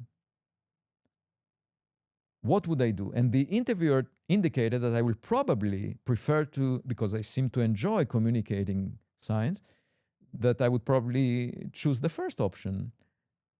But my answer surprised him. I said, no, I would rather just do the science, because that's the only way by which we can learn something new. Whether the public caught up with it or not is irrelevant. We know the Earth is not at the center of the universe now, irrespective of how good of a communicator Galileo was, because that's the reality of the situation. Eventually you learn about it. So it's not about impressing the public. It's not about, trying to gain likes. It's about telling the public, this is the way by which we can learn something new. We should be open-minded. We should collect evidence and see where it leads us. If we end up within a decade, that's what I said to Elon Musk, if we end up within a decade, after you allocate 1% of your net worth, I allocate 1% of my net worth, end up with a conclusion, no evidence whatsoever for extraterrestrials, we would be exactly the same spot as physicists are right now searching for dark matter, because for more than a decade, maybe several decades, we invested billions of dollars in the search for specific types of dark matter. We haven't found it.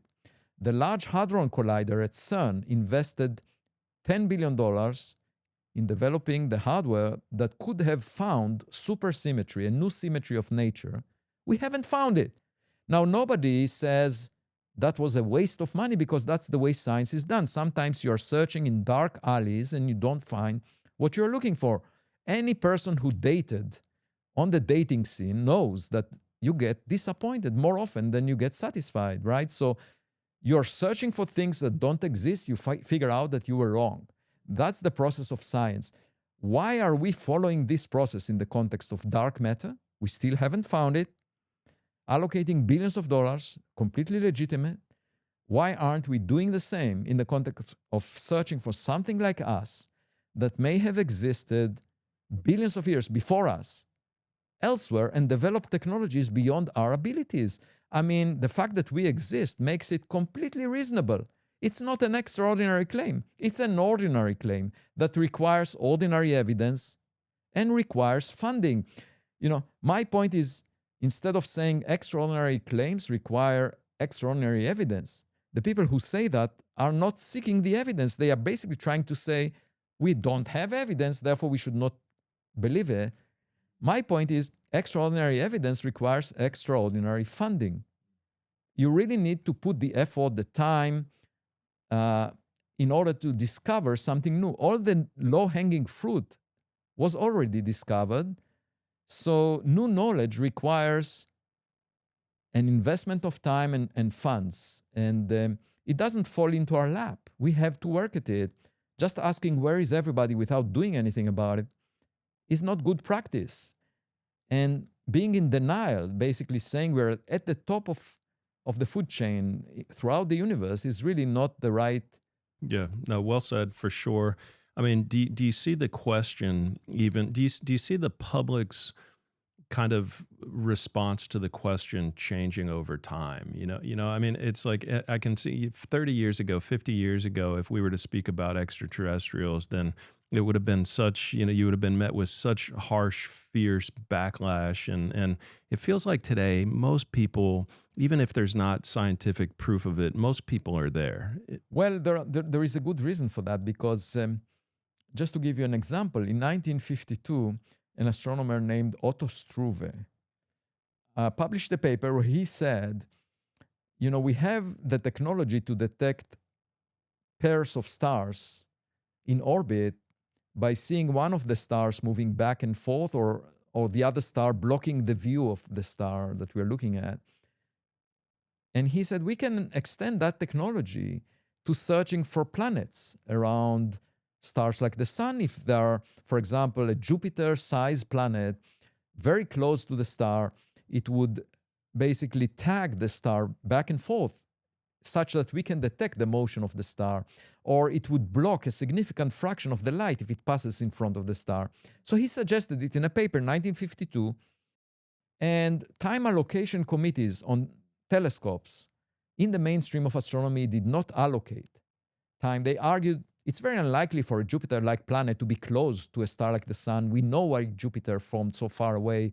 It's the region where water ice forms, and we have a theory for why Jupiter formed there. And so they didn't look. And then in 1995, two astronomers, Marcy and Quillos, found a Jupiter-mass planet orbiting a sun-like star very close in. It's called a hot Jupiter. They published it. They got the Nobel Prize for it. And I checked their paper. And in the reference list, Struve's paper is not mentioned. Now, what does it tell you? I mean, it was written more than 40 years before their work. It tells you that their discovery was not guided by Otto Struve. It was by chance. The response of the astronomy community to Struve's idea was to dismiss it, we lost 40 years. Why wasn't such a planet discovered much earlier? Because of prejudice, because of not willing to take risks and to fail. And moreover, when it was actually discovered, because of this long time lag, we don't even recognize that the idea was proposed more than 40 years earlier. Right. So that shows you that science is not efficient, that it could have, discoveries could have been made much faster. And I mention this in the context of the search for technological signatures, because you might say, oh, we will discover it one day no matter what. But the point is, it's highly inefficient if you're not allocating resources. You will not discover anything new if you are not seeking it. And a question that I am asked often is, do you believe that the solar system could have been visited by an extraterrestrial artifact? And I say yes, and that guides my search for evidence. And they say, well, that's not supposed to be the approach of a scientist. There should be no belief. But the point is... But it's a belief to say that we haven't been visited as well. Right. That's an equal belief. Exactly. But the actual point is, to conduct the search, you need to consider it as a possibility. If you dismiss that possibility, if you dismiss the possibility that a Jupiter-sized planet would be close to a sun-like star, you would not discover this Nobel Prize discovery. And so you have to allow yourself to venture into possibilities that may unravel something you missed about reality. And so it's not that the belief that it must be true, it's the belief that there might be something that you will discover, because without that, you will never search virgin territories, places that nobody else looked. You would not lift rocks that were not lifted before. And so I think we should learn an important lesson from that science could be far more efficient if innovation was encouraged, if funding was allocated to original thinkers. And it's really disheartening to see that innovation is cultivated more in ventures that are commercial, in companies that have thinking tanks of people that have blue sky research. And that's from the recognition that even if one out of many ideas ends up being practical, it will pay for all the wrong ideas. The fact that we wasted some resources on them. So taking risks pays in the future. And the fact that it's not appreciated in the current academic climate is, to me, concerning. And I hope we can move to a better future where innovation will be celebrated, where we will search for technological signatures, and only if we don't find them after decades, we would say, oh, it looks like they are not out there. It's not the search for radio signals that we conducted already for decades, because that's an old technology for communication that we are not really using as much as it was used 50 years ago. So it may have had a very narrow span. And moreover, radio signals are moving at the speed of light. So, it's just like waiting for a phone call. If you're not at the right time, at the right place, you will not hear the ringing. And but looking for objects, physical objects, is a different matter, because they remain bound by gravity to the Milky Way galaxy. All of our probes that we launched, 5 of them, the Voyager 1, Voyager 2, Pioneer 10, Pioneer 11, and New Horizons, they're all moving out of the solar system at a speed that is 10 times slower than the escape speed from the Milky Way galaxy. They will remain bound. Objects like that will collect like plastics in the ocean. And we can find space trash that was launched, billions of years ago if we just look for it. Well, I feel like we're approaching 4 hours, so I feel like we should probably wrap it up, but it's been phenomenal to talk to you. I feel like we could talk for another 4 hours. And maybe we'll need to have you back at some point on to finish up on some of these. Especially if we live forever, we'll have it many times. For sure. Yeah, that sounds like a plan. But yeah, it's been amazing to talk to you, Avi. You've been one of those guests that I feel like, I mentioned this before we started recording, but but you're perfect for the channel from the standpoint that you have a scientific approach, of course, but you're also very open-minded to various possibilities. So I appreciate that about you. I appreciate the approach that you take, and I appreciate the fact, even more so than that, just that you don't care about what other people say or think, or their judgments of what they consider to be ridiculous or consider to be the truth, or anywhere in between. It means nothing to you. You completely ignore it, and you know what is your kind of barometer for the basis of reality. And the barometer that you have for the basis of reality is much more logical than than a lot of dogma based thinking, or a lot of fringe based thinking. So I think that what you bring to the table from a scientific standpoint is phenomenal. It's very impressive. We need more of it. And I would just continue to invite you to consider a reality where the human mind is not at the center of consciousness, where it's actually the spiritual component that's at the center of consciousness, of human consciousness and of life consciousness, because I really feel like that is one thing, that there's this movement of people that are having these awakenings, these realizations of this reality. And then there's a lot of people that are just completely unaware of this. And I feel like by blending the two, especially as we get into science and the scientific community, which is where we're expanding upon our understanding of reality and what we know about the nature of reality, I feel like it's just critical for each side to remain open-minded to each side's perspective and point of view. So thank you. Yeah, for sure. Thank you. And I wanted to mention one caveat. I really don't care about likes from other people except for my wife. Right. And I should say also that when we got married, I said, you don't need to worry about me cheating, because, it just takes too much work, to remember what I said before and to maintain a coherent picture if I have multiple relationships. Right. And she said, that's not very romantic. And I said, well, but you can count on that. Right. Love it. And so my approach to science is very similar. I don't need to remember what I said before, because I'm always trying to tell the truth. Love it. Yeah, that's a great way to carry yourself. So it's a shining example for how we should be. So thank you, Avi, for everything you do.